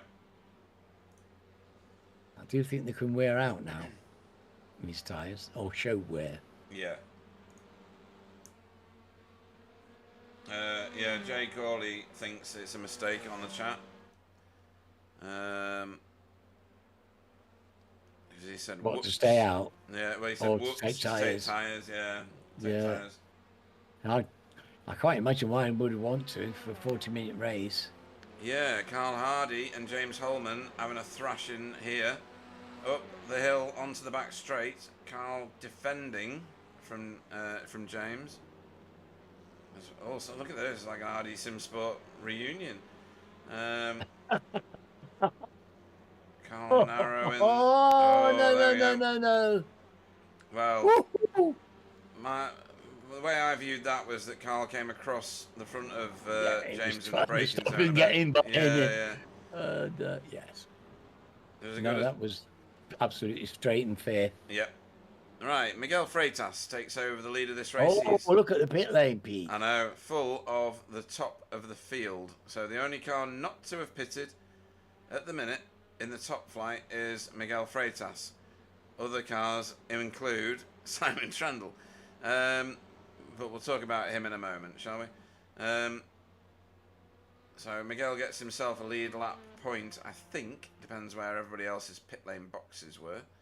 Mr. Riedel's gone into the pits now. Oh, right, yeah. Kurt's gone into the pits. So That leaves Simon. Only Simon. Only Simon. And Miguel, obviously. So, let's see what happens. Where is Callum? Callum's back here. He's come out in front of everybody else. David Johansson closer to him now, I would say. So, a good pit stop from David Johansson in there somewhere. Sadly, Pete Newman could not make it to the end, Alan. He's had to visit pit road for fuel. Oh well. He's had a good drive and he's been enjoying his race, I'm sure. So yeah, and that must be Renee there. Renee's been overhauled in the pit stop phase by Stephen Walker. 10 minutes to go, so having to refuel now must be a bit of a bind. Yeah. Yeah. Where is and Miguel has gone. Is to that pit Miguel road. gone to the pits? Now let's see what happens here, because if he has been doing a significant fuel save, it might just be a breath of, get his windscreen sprayed out? with fuel. That is Paul Hurley. Matthew Downs is in the pits at the minute as well somewhere. Pete Newman's there in the pits and is staying in the pits for a while. He's staying there. He's probably having a sandwich and a nap. Yeah, right. So here's the leaders. And Miguel is going to filter in behind Daniel Mills. So Daniel yes, Daniel's done very well, hasn't he? He He's has. got 7th now. Yeah. Well, we expected that. We expected him because he's just a fast driver. Yeah. So we've got 8 minutes left. And I'm a bit surprised he's not a bit further forward, to be honest. I think he might make a few more places than that. Absolutely. I think that... It just shows you how quick everybody else is there, isn't it? Yeah. I think RD Simsport 2's artistic paint chooser and Impulse Racing's had a discussion before the league started, and they said, well, we'll all use the same coloured paints on our car, shall we? Well, it's brilliant. I love these colours. They're beautiful, aren't they? Yeah. I love it, yeah. Like turquoise is my kind of favourite colour. Yeah. So. Purple for me, and the others are RD. I'm very keen on purple. Yeah. And it looks very good with turquoise. They harmonise beautifully. Yeah. I've got a beautiful moleskin purple waistcoat. Oh. Nice. And moleskin trousers, purple waistcoat, beautiful purple bow tie. It looks fantastic. Yeah, that does sound good. Right, I'll send you a picture of me wearing my purple my purple waistcoat. Yeah, that'd be good. Callum Brandt leads this race yet again after the pit stop phase, so he's pulled a blinder here. Just depends whether there are He's doing very well. I'm pleased for him. I'm pleased he got in the pits and out in front and maintained his position. Quite often we see a change. In fact, it's more often that we see a change of lead at those points. But he's managed to maintain his place, and that's drive of the night kind of stuff. It is, yeah, and I think there's a few candidates tonight. Rene Earhart, he's held himself together so well for Cutting Corny. Absolutely brilliant racing. Let me look down the field some way. It's taken Stephen to get by him. Yes, yeah, exactly that. This is now a 9-car train for first place, really. Oh, hang on, what happened here? Something bad has just happened. Oh no. That's Wobbly leading from Constantino Marino, and Constantino sent it. That's not so bad. He's fine, I'm sure. Well, that is going to be a big... So I don't think Wobbly's going to be too happy about that, if I'm being honest. Because that was... Well, he wouldn't have known anything about that. He's let him go. He has let him go. There is that, yep. So well done to Constantino for redressing the situation. Yes. No arguments there, so... No. Misjudgment. It certainly was a bit of a send, but I think he's doing due apology and everything else. He's done the right things. Well done to him. That's exactly the sort of sportsmanship that we want to see in this league. Let me go back to live racing before I forget. It's the kind of sportsmanship we do see, and it's not a common thing. Yes. And it's something the drivers can be very proud of themselves about. They should do. They should be proud of that. Mm. It's Right, sportsmanship at the highest level. It is, because giving places back when it counts hurts. Yes. But you still do it. Yep. So Simon Trendle's still not been to pit road, but he's, I think the term is languishing, Alan, in 25th place. Yeah, this isn't our normal Simon, is it? No, it's not. No. I think he might regret the decision, maybe. But we don't know the full story. So there may be more to it than that. Certainly not used to seeing him down there. No, definitely not. It's unusual. And it looked like he was fuel saving, which was certainly costing pace, which is why he's down there. But it doesn't seem to have worked as a tactic. No, Perhaps his car was just not. Perhaps his car isn't very well. yeah, it might be a bad setup for the track or something like that. I don't know. Well, they had problems in the first race. We Yeah. didn't see them in the first race the way we normally do. So perhaps there's something. Perhaps they haven't done any practice or anything. Perhaps No, there's and Team backlight or Chimera, something. Team Chimera often do very well on the Japanese tracks. So it's unusual to see that. Yes. Yeah, it's very unusual to see Simon down there. Well, where's Jamie? Jamie's. Ahead of him by about 4 positions. Yeah, Jamie's. In Well, 23rd. he's not doing his best race, is he? Jamie, No, 23rd. no, he's been in the top 3 before now. To get top spot in Pro-Am tonight, you would have had to have finished on the overall podium. Because Renee is in 4th. It's ridiculous. I think Callum's done a brilliant job getting and staying at the front of this. Yeah, I know. I do. Oh, look at this crowd here. Look at this. 2 wide now. Stephen Walker round the outside of David Johansen. Well, this is a big one. These two, wow. These are just 2 top drivers going at it. And there's Rene there waiting to pick up the pieces. Yeah, Renee taking a bit of a defensive break the toe line.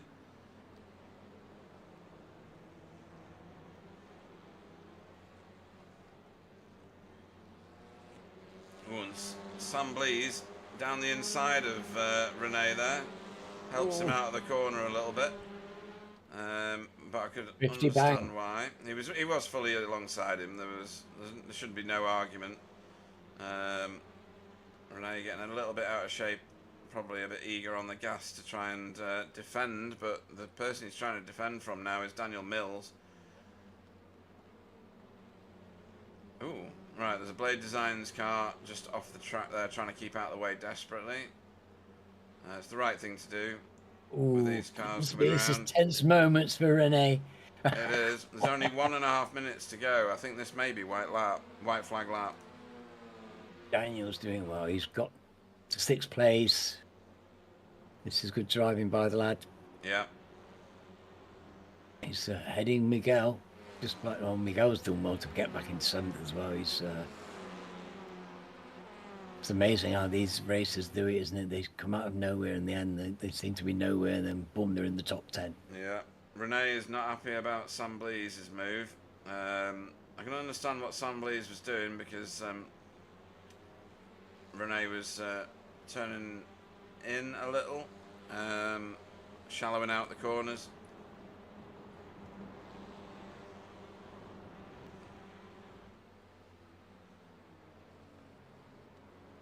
Let's hope he can on to his top 5 because Daniel wants it. Yeah. Callum Brandt has earned himself a 1.5 second lead. He's doing a great job. He gets on really well with this track, clearly. Hopefully he'll come and join us in the chat because this is one to remember. As he comes around the last corner, he's going to extend this out by 1 lap. We're going to go to 25 here, I think. He's going to be over the line with about 15 seconds to spare. 19 seconds. 19 seconds to spare. Last lap. That's just tribute to his pace. Yep. He's led the race the whole this feature race. He's led it all the way. He set Yeah. the pace. So if it's been a quick race, it's because of him. Yeah, I think he wasn't leading it for about 4 or 5 laps during the pit stop phase, but that's all. Rob Sutherland back here, duking it out with Jamie Wilson. This is the lead of the M-Class cars. David Ayres is not that far behind, I don't think. He's 10 seconds behind. He's there at the back end of the start-finish straight, so he's an entire straight away. Going to go back to looking at what's going on with Renee and Daniel Mills and Miguel and Andreas.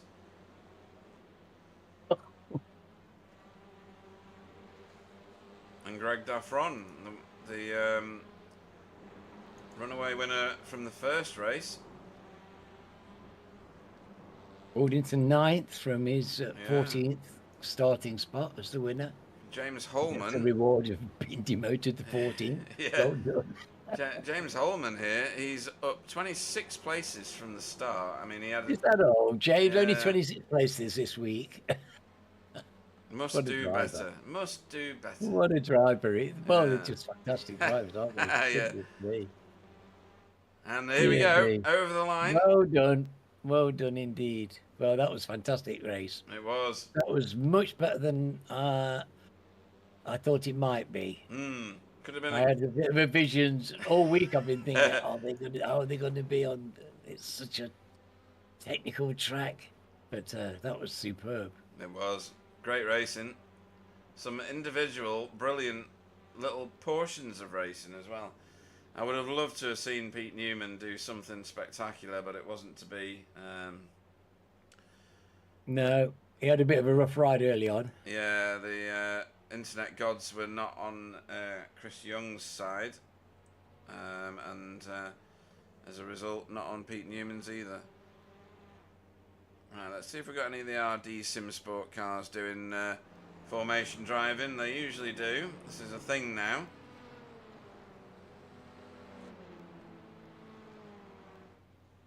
I like this. I like it when teams get together at the end and cars circulate round.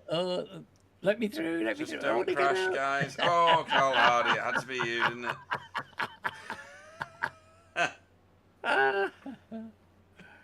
Oh dear. I see no ships. That's good. That is good. I see no ships. Oh, dear. You are a very intelligent, funny man. Why does he stop there? Oh, he's disappeared. Yeah. That's good. So, there is Okayama, and a fantastic drama-ridden race we had. Yes, indeed. Where did Gonzalo finish? 16th in the end, after popping up for tyres. I think that was a mistake. You don't need. Yes. You don't need Yeah, tyres. I don't think he meant to do that. I think it was just an oversight on his part. Yeah. Oh, hello. Work guard cars in the foreground there. Yeah, looking very nice in that beautiful livery. Yeah. Right, let's have a look at the finishing order whilst I'll let you, Alan, think about who you're going to award your driver of the meet. Wow, yes. Right. Oh, gee, I don't know. Yeah. Right, so Callum Brandt is your race winner of the feature race here at Okayama Full Course in week 5 of the TCR Challenge Cup season 19, brought to you by Backfire Simsport TV. For RD Simsport 3, folks, in that wonderful purple and black livery, deserves all of that. A very masterfully won race. David Johansson gets himself a podium finish in 2nd place. Congratulations to you for Sim Racing Grid. That's a brilliant result, really. Stephen Walker finished 3rd for Hydro Race Jurassic Racing, gets the bottom step of the podium with his teammate Sam Blees, just ahead of René Earhart. We saw what happened there in 4th place. René Earhart, top Pro-Am car, finishing tonight for Cutting Corny TCR team in 5th overall. So I'm just going to have a little look over to the right hand screen. Andy Littler putting his comments in there. Wasn't able to race tonight, so sad that he wasn't on track. Working. Had to work for a living. Yeah, I know. Work sucks. Daniel Mills finished 6th for RD Simsport 2. Miguel Freitas was 7th for Impulse Racing with Andreas Gilman, his teammate, in 8th place there.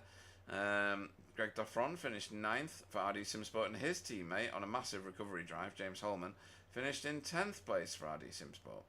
Alberto Cigollini in 11th for ADX Esports JCB, and the second of tonight's Pro-Am cars, Martin Shirley finished 12th, gets himself a podium for RD Simsport. Look at that, all 3 RD Simsport cars in 4 different places together.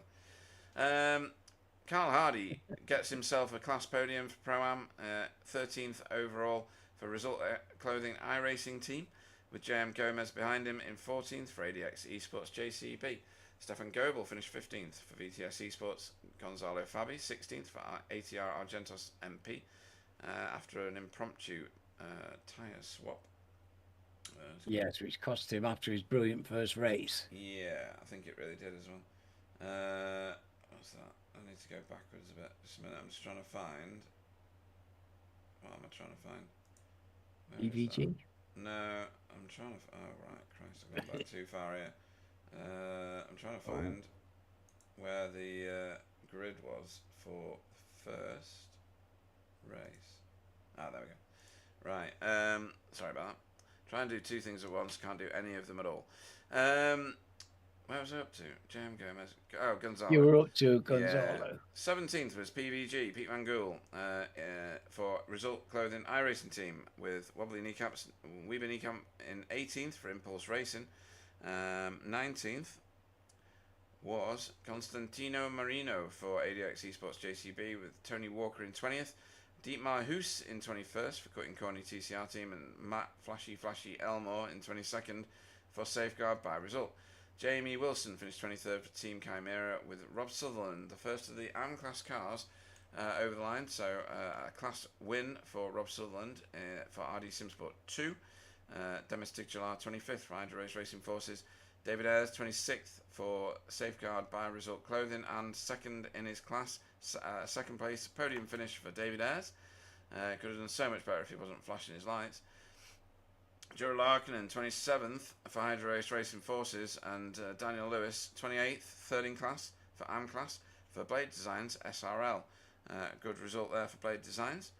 29th, Kurt Riedler for Cutting Corny TCR team with JB Dejay 30th for BSTV Esports. Silas Goebel behind him in 31st for VTS Esports, and then Simon Trendle on a mega fuel save 32nd for Team Chimera. That's well out of position, isn't it, Alan? Not his best night. No. 33rd was Rob Jackson for RD Simsport 2. Paul Hurley 34th for Blade Designs JAS. 35th was Matthew Downs for Blade Designs TART with Fiona Siddons in 36th for Workguard, who led her teammate Chris Dixon home in 37th. Pete Newman was 38th. We saw what happened to him. Had to pit twice in the end. Couldn't make the fuel stretch out that far. Chris Young was 39th. Again, he had a massive disconnect. Thank you, Internet. Taurus Vosberg, 40th. Not sure what happened to him. 25 laps he was classified. And Christian Kramer did not run. So, yeah, it's been an eventful night for some. For most, actually, Alan. There was some great racing in that. Yes. Some spectacular racing, if I'm being absolutely accurate. I really wanted to give the driver of the meeting to Pete Newman, because some of his racing at the beginning of that second race was extraordinary. Just didn't work out for him.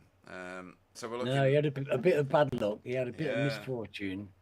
Yeah. You don't always get the rub of the green, do you? But you're right. No, you There was don't. an awful lot of people who shone tonight, but actually didn't quite get to where they might have hoped or where you thought they would. Yeah, they were well out of position a lot of the time. I think we got Some people didn't know. There was great. I mean, Stephen did really well. yeah. Got right through the field. It's so difficult on here. So there's an awful. How many places did Matt say? He got about 17 places. Did you say? Matt almost 17 places. Yeah, brilliant. Yeah, it's fantastic driving. Yeah. Oh, it's very tough tonight, I think. It is. I can't believe we've got a replay here showing David Ayres flashing his lights on the grid. Right, okay. Right, where are we going to go? We're going to go to interviews now. We're going to go and find Greg Daffron. Oh, Callum Um, is there. huh? Yeah, and Callum is Callum's there as there as well. well. We'll Good. get him next. But first into the booth is the first of tonight's victors in the first race, the 20-minute sprint race. Greg Daffron, good evening. Evening, Pete. Evening. Hello, viewers.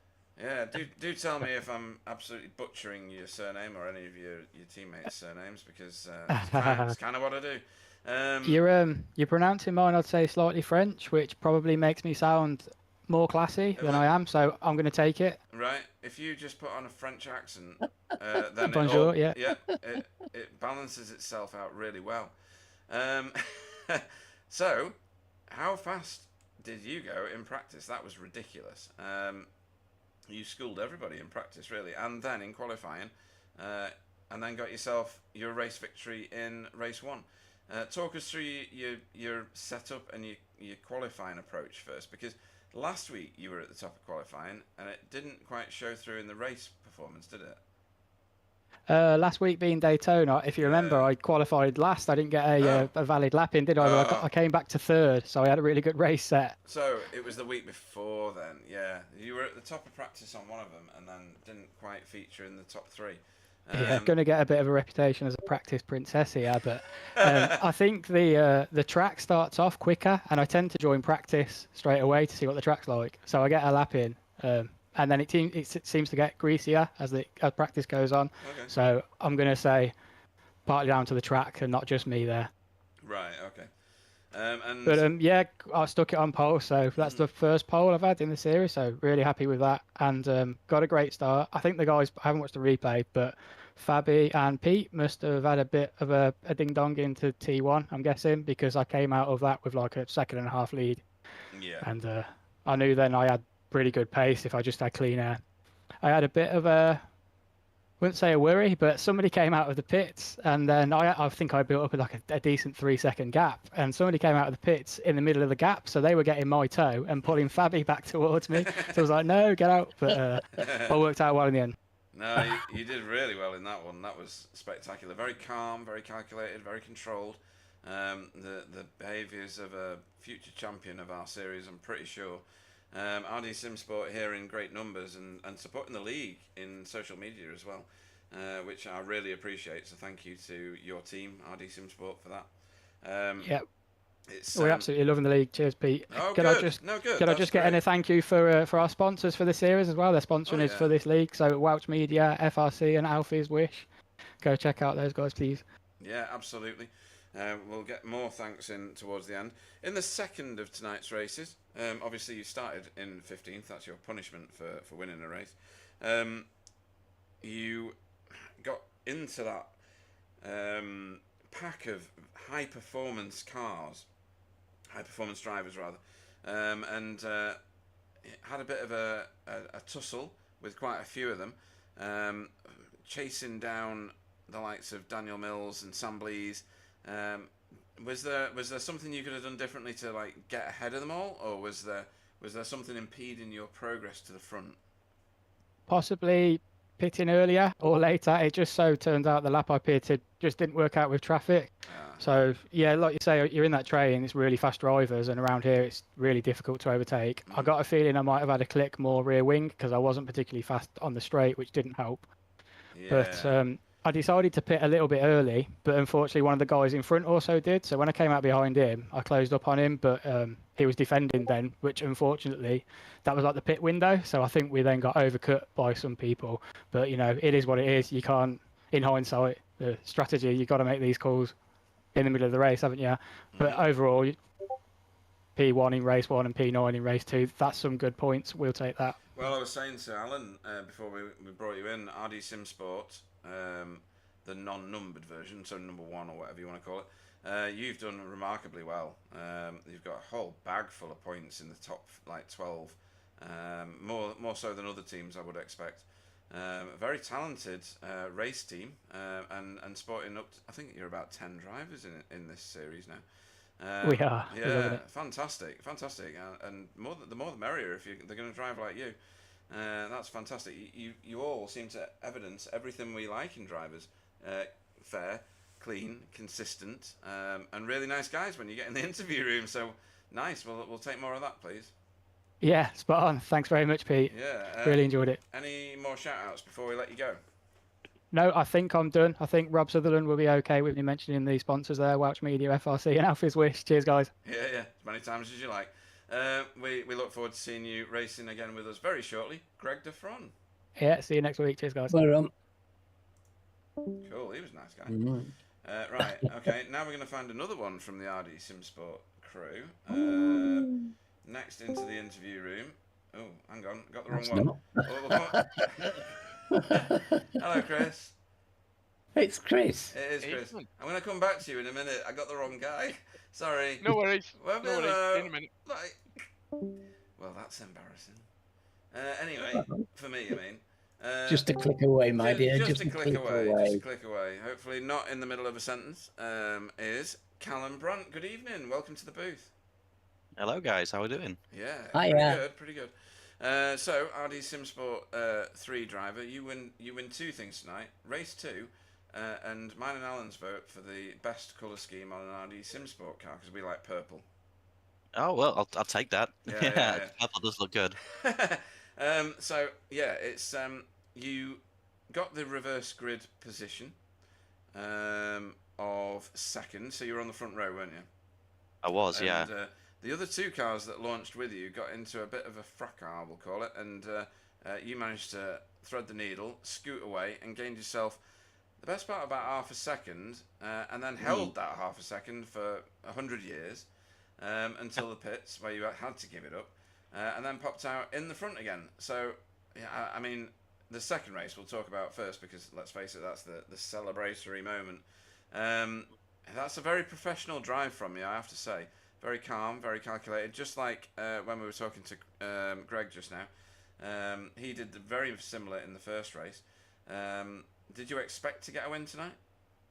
No, absolutely not. No. I don't drive TCRs very often, so I've sort of surprised myself a little bit. I just got a good start, managed to pip Andreas into first corner, and then, yeah, like you say, just tried to maintain a gap, maintain my speed, and I sort of expected quicker guys from behind to sort of make way through the pack, and I would end up sort of further down the order. So to come out with a win is very unexpected, but I'll take it. So Yeah. happy days. Grab it with both hands. Just fantastic definitely. pace. Just fantastic pace. Consistent, going quick. Nobody could catch you, my friend. No, well, I seem to be able to pump in sort of. Well, when you consider the Times, quality of the can't people we? that were chasing you, I think you can feel pretty proud of yourself because that was a fantastic drive tonight. Yeah, no, To head definitely. this lot is really fantastic. Yeah, well done indeed. Thank you very much. Stunning drive, absolutely stunning, and so calm. Didn't see many mistakes from you at all.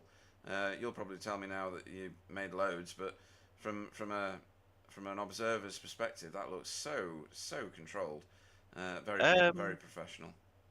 Yeah, I mean, the only time I can think it is I was too busy gabbing to one of my teammates and went wide at second to last corner and onto the grass.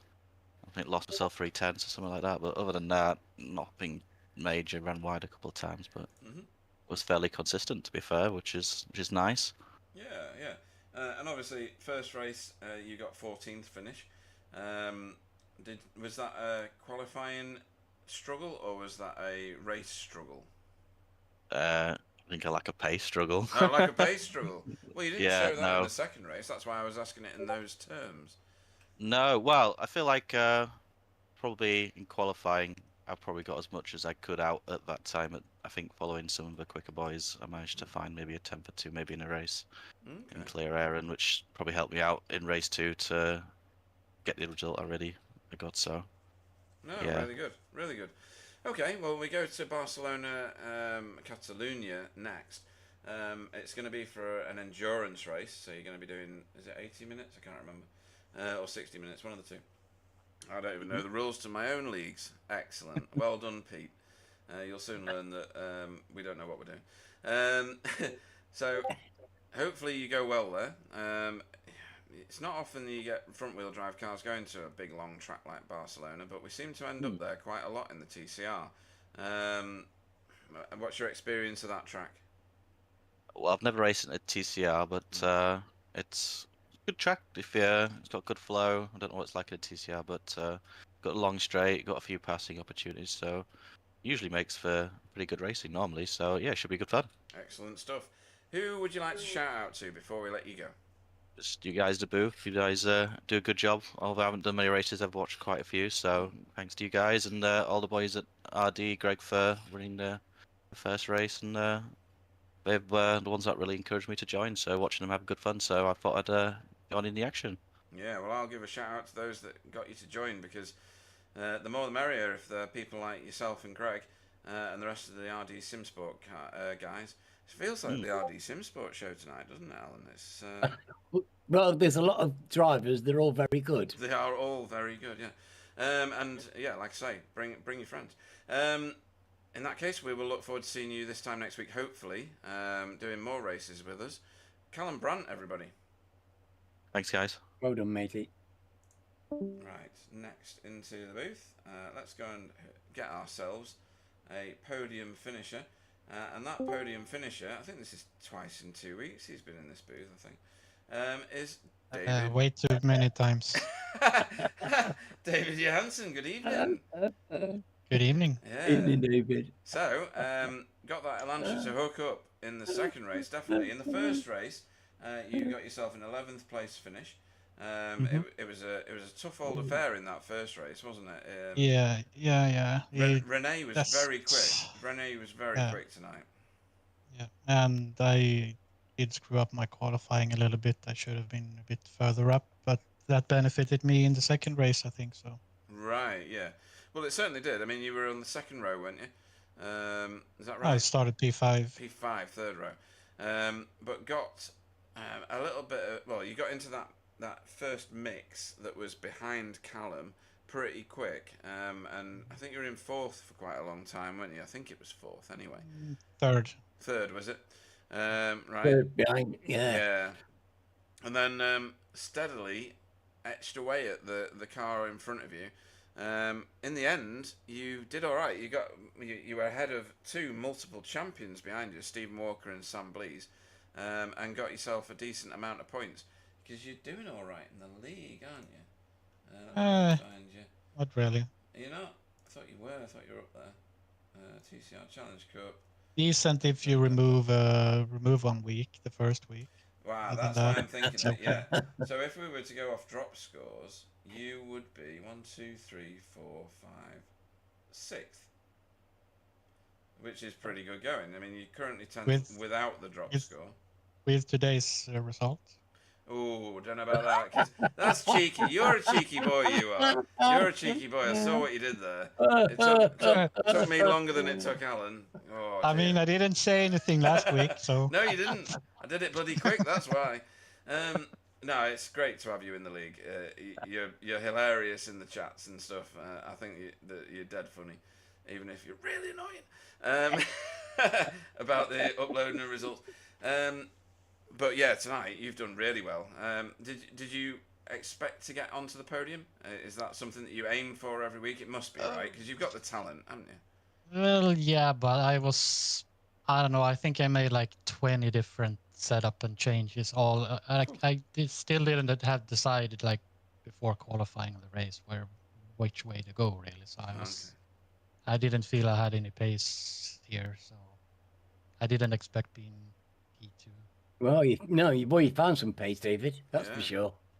Yeah, absolutely. It's hard to pass on this track. So yes, it is. Yeah. It is. There's only really two places to have a proper shot, isn't it? And the really quick boys who run, and who was far up in the first race. It's like they are so far back in this track, they just can't make too much of a climb. So. No, and that was more evident today. Actually, it's a good point you've made. It did take them a lot longer, and they didn't quite rise as much higher in that second race today. So yeah, that's a very good observation. And anybody you want to shout out to before we let you go and start your practice for the endurance race at Barcelona? Yeah, well, thanks for you two guys here in the booth. You're doing a good job as always. And everybody else in the league, really competitive this year or this season. I mean. Yeah, it is. It's showing that people like yourself and the competitive racing that you perform for the cameras attracts other people who are just as fast as you are. So it's great having you as part of our league.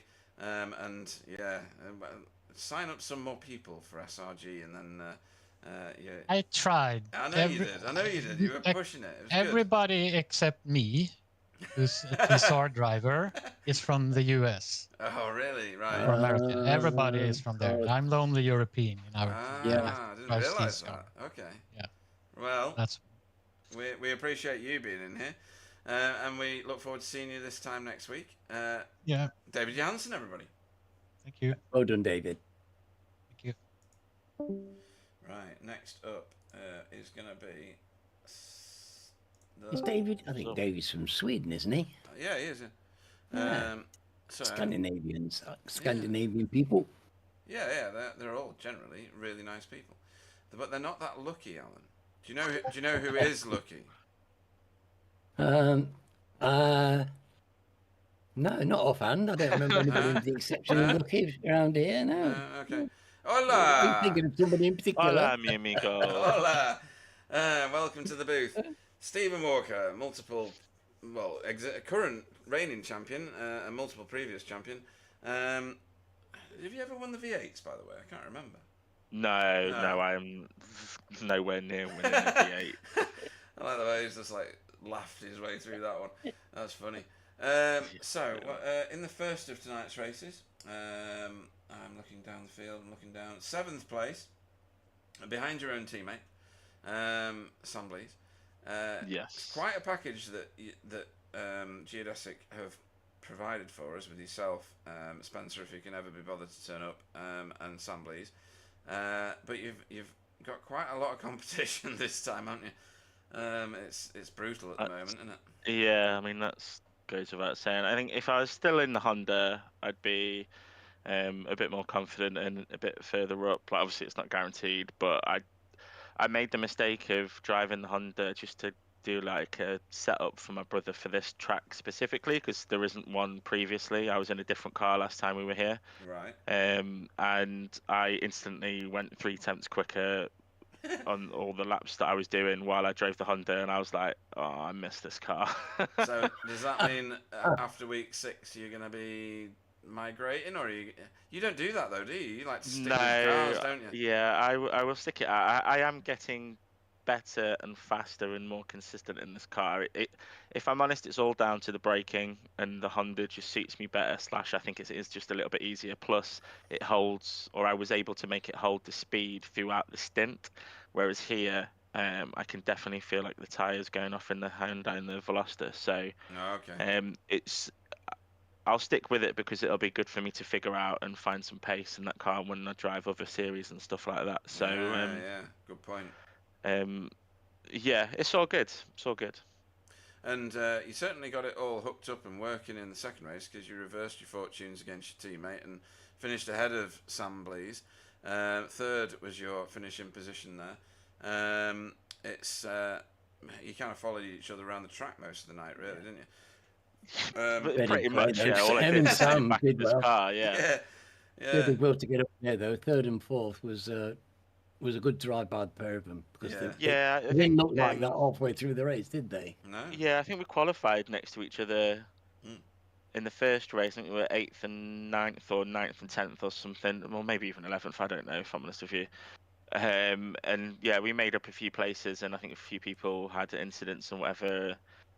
So we managed to avoid that. And by the end of the second race, we pulled a gap on the cars behind, but we couldn't really do anything about the cars in front, because I was looking at the times, and most of the laps we were all just doing the same lap times. Right. Once like the tires all lost their freshness, it just looked like everyone was doing the same, like exchanging 1/10 of a second per lap here and there. And on a small track like this, it's difficult to pass. Plus, like I say, everyone's the same pace, so you're not really gaining anything. You just got to rely on a mistake or two people to come together, and hopefully you can capitalize on it. So we did well. I think, like you say, 6th and 7th.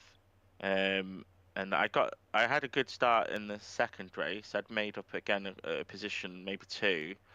And then Sam got a really good run out of the corner, and I was like, well, you go in front of me, and then we'll catch. Like, otherwise, I'm just going to slow us down because my car seems to be slow at the start of the races. To work on that.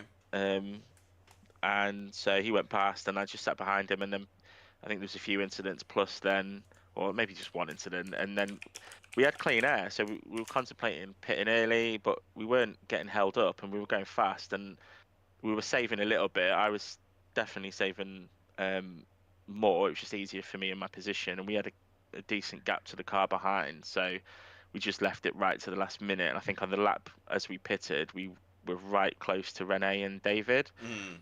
And for some reason, I had an incredible pit stop. I think my entry was great, and I had got a really good exit from the box because Sam and I put in the same amount of fuel, and I came out ahead of him, and I came out ahead of Rene. So he must have put in, I think I had 7.7 stationary in the pits, which is one of the quickest. You're right. Okay. Yeah. So that basically jumped. I thought I might jump ahead of Sam. I wasn't sure, but I absolutely did not expect to jump ahead of Rene. And then I had to be careful for the first few laps just to make sure I had enough fuel. And as soon as I did, and then I started just to push a bit more, I caught David because I just think he was struggling a little bit. But I only had one opportunity to pass him, and the place where I had that opportunity, there was just no way for me to do it. I was out on the marbles, I had less grip, and it's such a difficult overtake to make. You've got to be a lot faster than the other car, really. And like, I know he would have given me room, but I couldn't even get that, to be honest. So I'll take the third. Yeah. Considering I started ninth in the second race. Yeah, ninth. Yeah. Exactly that, so and the pit stop is probably one of my better pit stops ever, to be honest. Right. Brilliant. Which normally I tend to mess up. So yeah, I'll take that. It's a good set of results, good team points, which we need, and on, like I say, with the strength of field here at the moment, it's just gaining one position from your starting place is good enough. Like I messed up my my final qualifying lap. I would have gone a 10th quicker, but I messed up the last corner. But it only would have moved me up one place. But that place, I would have been Crazy, 2 tenths from pole position. It's incredible. So kudos to everyone for bringing the speed, and it's just, we've got to just push ourselves a bit more and stuff like that. It's overall, I'm fairly happy with the results. Okay, well, Big White Donk says your interview's gone on long enough. Well, who's that? Please wait, mate. We're racing. I can't remember who that is. No, I can't. Is that someone important? No, it's really not. Really not. Like, no. Do they ever get an interview? Is it just one interview, or? Oh dear. You can't interview him if you don't bleeding well race. Never mind. So, Barcelona endurance race this time next week. I think with this grid, and we'll probably end up with more than the 41. Well, it was actually 40 because Christian couldn't actually race. I think we'll get more for that one. It's a tough track, isn't it? There's good overtaking opportunities if you can make it work, but this one's going to be a bit different with this amount of fast races, right? Yeah, is it the historic one? It is historic, yeah. So it's not got the silly chicane thing at the end. It hasn't got that, the historic one. No. So it's so much better, but it means there's a few less. To be fair, it's a difficult track again to overtake. Really, you've got the first corner, and then there's maybe one or two other places, and then that's it. Is it the first endurance one? It is. We're there already. Really? Yeah. Flies done. Bloody hell. Yeah, it should be fun then. I mean, it's not a track that I massively enjoy, but I don't mind the historic one. To be honest, it's not as bad. So yeah, we'll see what we can do. Yeah, I'll have to practice. Why is Flashy saying that we should sing you happy birthday? Because it's my birthday today. Oh, happy birthday, isn't he? Happy birthday. So I think that's where the look from a pit stop came from. Happy 50th. 41, thank you very much. 41 is just a child, Alan, just a child. Oh dear, funny. So Oh, it's very nice. Have a lovely been, day. I hope you get a nice cake. yeah, you've been slung out by your pals with that one. So, anybody you want to shout out to before we let you go? Yeah, obviously, you guys again wouldn't be doing this without you guys putting on the show, and again to still have 40 odd people week 6 coming up. That's massive. Says a lot about you in the league and minimal arguments, which is good considering the amount of people and the pace of the people. So that's good. Sam, Wobbly, Carl for putting on the practice sessions. I'm preferring Cap. It's good to see Cap back on the grid as well. And I guess Big White Donkey, Yeah. we'll say thanks to him too for being there. So yeah, it's it's great at the moment. It's good fun. It's competitive. Like you're in for a race, even if you haven't got the pace to be near the front. If you're racing someone in 10th, then it's really good, pretty much clean TCR type racing, and that's what we all sign up for. Really, I don't care if I'm winning championships or just having really good drives with people up and down the grid. That's really why we're here. The other stuff's just a bonus if it happens. Yeah. That's lovely. Yes, that's very, very nicely said, and I is. agree with you. And you're right. The racing is fantastic. You're just a fantastic advert for TCR racing. The whole bunch of you. Yeah. Gracias. Yeah, absolutely. Echo that. And the only reason I'm giggling is because Carl Hardy's just been torn to pieces in the YouTube. Yeah, I've just read that. He's been absolutely done. Oh dear, What are you doing to my captain? Yeah, well, he's said I'm hitting the big 5-0 in March, and Cap has just waded into him and gone 50 stone. He's absolutely mullered him. Oh, never mind. Right, in that case, we'll look forward to seeing you at Barcelona this time next week even. Good grief. The luckiest man in Christendom, Stephen Walker, everybody. Cheers, guys. Thank you. Happy birthday. Got rid of him just as I said it. Right, next we will. Well, that's a nice race for your birthday, isn't it? It is, yeah. It's really good. It feels like it was only a few minutes ago, really, that we last spoke with Chris Dixon. So I brought him back in. Sorry about that, Chris. Dear. My aim is well off, mate. Well off. Terrible. Absolutely terrible. Right, let me go and shuffle this along a little bit. Oh, Christ, I just shuffled it along a lot. What did you do in the first race tonight? The first race wasn't too bad. I enjoyed the first race. I had a good battle with a few of them and come off with the 0x, so... Oh, how did you manage that, Dixon? Nobody came off that track with 0. How did you manage that? Good grief. Well done, matey. Goodness me. I don't know how, because... Bloody impressive. Well, the battles we were in, we had a good battle with Paul and a couple of others, and Silas, and we battled for a good few laps, and it was a bit of door banging, but nothing major. Yeah, but Fee was watching, because Fee had an incident, and she went... Where's he gone? Oh, he's back. Oh, he's back. He's back. Did you lose me there? Yeah, just momentarily. All right. I was just saying Faye was watching in the pits, and she said, "Yeah, I think you've got a 0x." I was like, "Well, I'm just going to keep going." Yeah. Cool. No, that's really good. So yeah, 33rd in the first race. Rob Jackson behind you, and a whole load of other people. So good point score. Where did Fee finish in the first race? She pitted it, and I'm not sure what happened, but she sat out. No, I mean that's fair. You know, she's in a mega recovery at the minute. We're going to speak to her shortly anyway. And in the second race, you got a bit of bother, didn't you, along the way? Yeah, I don't know why, but I got meatballed on lap 1. Eh? And yeah, well, I had a little tiny nudge on the back of Paul Hurley. Yeah. Going into the last bit of complex, the slow corners, and but a little nudge on Paul, and JB smashed into the back of me, and it was just concertina, no malice in any of it. And then someone had spun out, and I saw Fee drop back, so I broke, and then as I come round the corner, right in front of me,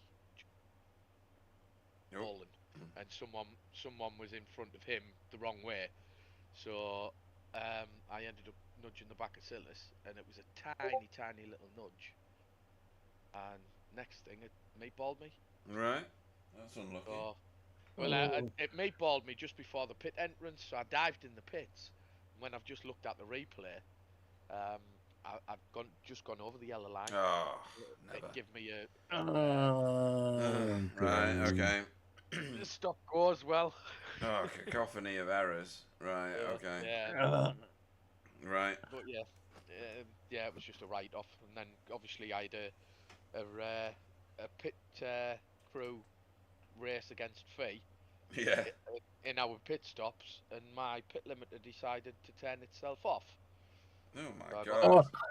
got, I got a black flag there as well. It Oh, worked going in the pits. It was fine, Yeah. and I left it on, didn't turn it off. But when I set off, I realised it went up to 68, and then I slammed the anchors on, Mhm. and it was too late to give me a black flag straight away. Oh, never. Right. But Well, that's otherwise, well. I've had a battle with Fee. But Yeah. Let's have a look forward to Barcelona then, shall we? We've got an endurance race this time next week. Are you with us for that? yes, I should be. Cool. Definitely. Right. Well, make sure pit lane limiters are on many times because we're going to be doing more than one pit stop at that one in theory. Yeah, we hope for much better fortunes than you had in the feature race here tonight. Anybody you want to shout out to before we let you go, Chris? Yourselves and all the team as usual for putting all this on for us to race, all the drivers as well. But it was pretty difficult to get out the way of some of them today, but because when the stream caught you, you would let 5 or 6 pass, then you had to take your line round the corner. Yeah. But it seemed to go well. Nobody hit us, nobody complained. Mm.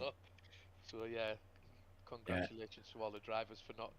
No. I mean, you've got. no, well done to you as well. Yeah. And you, we saw you on Fee being careful and trying to give room and be respectful. You know, Yeah, that's all you can do when just, you. yeah. When you're, It's good track Yeah. awareness. No, right. Some people just struggle with track awareness, and you two have got it in spadefuls. So well done.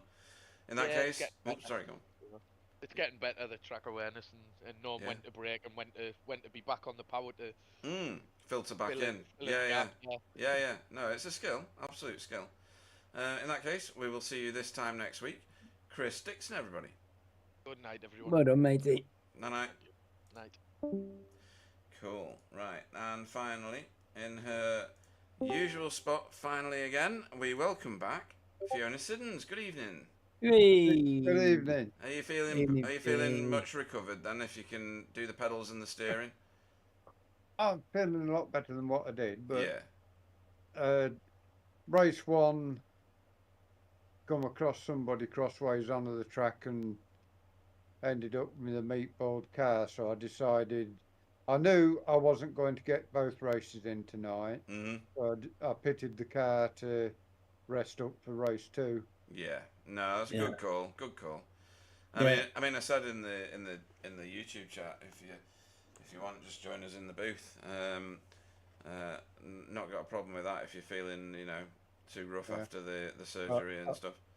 I will do next week because there's no way at the minute I can do an 80-minute race. No, definitely not. No. Okay, cool. Well, there's more shenanigans in the booth then. Maybe more than on the track. Who knows?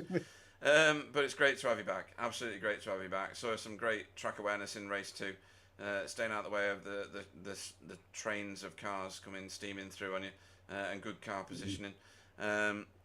It's to be able to finish the second of tonight's races must be a feat of complete endurance for you, given that you're fresh out of an operation and stuff. So much respect to you. I said to Chris, I'm pleased you got a penalty and dropped a lap down, because the last few laps I was cruising round just to get to the finish. There's no way I could have raced Chris and stayed in front, because I just didn't have it in me at the end. Right, okay. Well, in my opinion, you've done an absolutely sterling job. That's fantastic effort, given what you've been through. And great to have you back, either racing with us in the booth, don't mind as long as you're with us. Alan, what's your take on Fiona's just ability to drive after all that? Oh, well, yeah. As long as she doesn't push it too hard, she's going to get my Driver of the Night award. So Yeah, right. that's what I think about Fee being here and her courage and her dedication. Yeah, and that will be probably the most brilliantly spent vote that we'll have all season. Anybody you want to shout out to, Fee, before we welcome you into the booth this time next week? Yeah, you guys for putting the stream on. Everybody who's been on track tonight. It was nice, fair racing all round. And hats off to everybody. And it's nice to be in this field. I mean, you can't imagine that a few seasons ago was down to 12 cars now, can you? No, it's remarkable, isn't it? These things have their ups and downs, though. And at the minute, we're on a massive peak, aren't we, really? Yeah. Yep. Absolutely right. Yeah, we're relishing every minute of it. It's a treat every week. We've got drivers that you can only dream of. They perform every week. We have just the best of racing to enjoy and the best seat in the house to enjoy it. Absolutely, and you're part of that feat. So we will enjoy you being in the booth with us this time next week for that endurance race at Barcelona. And for now, this is Fiona Siddons, everybody. Goodbye, everybody. Good night, Pete. Good night. Whoops. Got her a bit quick there. Oopsie. Oops. Well, I'm right on 10 o'clock, so patting myself on the back. Oh, my word, to the minute, Peter. To the absolute minute, Alan. Matey. I'm very impressed, my friend. Very impressed indeed. Well, you've already let the cat out of the bag on your vote, unless you're going to go double. Yeah. Are you double dipping again or not? No. I just, there's too many. There is too many. There's too many. So I thought I'd go the other way because I wanted to recognise that Pea's come back early, and even though she's in pain, and I think she's pushing it a little bit, but she's a sensible girl, so she knows what she's doing. Yeah, definitely. But I do think I want to acknowledge her coming tonight and taking part. Yeah. That's courage and commitment, and yeah. So, after your brilliantly spent vote, how do I match that? How do I even get near to that? I mean, Rene Earhart was brilliant in the second race. He kept a whole bag full of people behind him that are usually, traditionally, a lot faster than he is, and has held himself together in real good fashion there. What did he do in the first race? He was 10th. And second in class. I mean, that's good performance, isn't it? Yeah, second in class. Yeah. You know, that's two podiums. Yeah, but then can I overlook the fact that Callum Brandt has got himself a race win in this series? It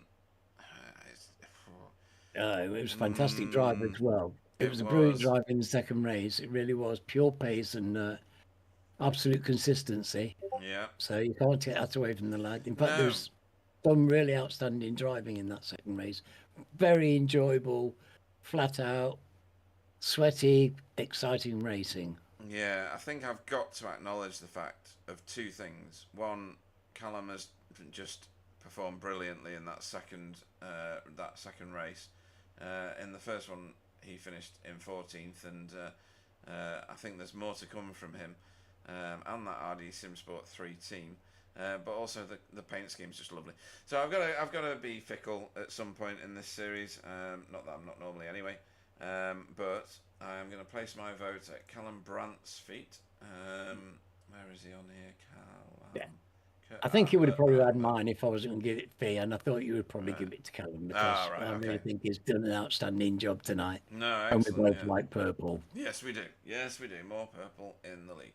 Right, okay, so that brings this. Well, this has been a fantastic race for me. This has been the first race we didn't have to throw a yellow. The driving standard was much better, in my opinion. A much more controlled race from everybody involved. Yes, there were incidents, but there was nothing naughty in any of it, in my opinion. And we saw some great team sportsmanship. We saw cars letting other cars go with the wobbly and I can't remember who it was incident. That's the sort of behaviour that is part of BSTV. So the more people who are new and bring that with them, the more we will welcome them to our league. It's very wholesome, very reassuring, and it will only lead to great things for this series and the drivers that are in it. Thank you to everybody that watched tonight, and the huge amounts of comments in the chat. That was probably the most engaged that the YouTube chat has been this season so far at all. Thanks to all the drivers and your fantastic performance. You are what makes this series as popular as it is. Well, that's not entirely true, because Alan is what makes this series as popular as it is.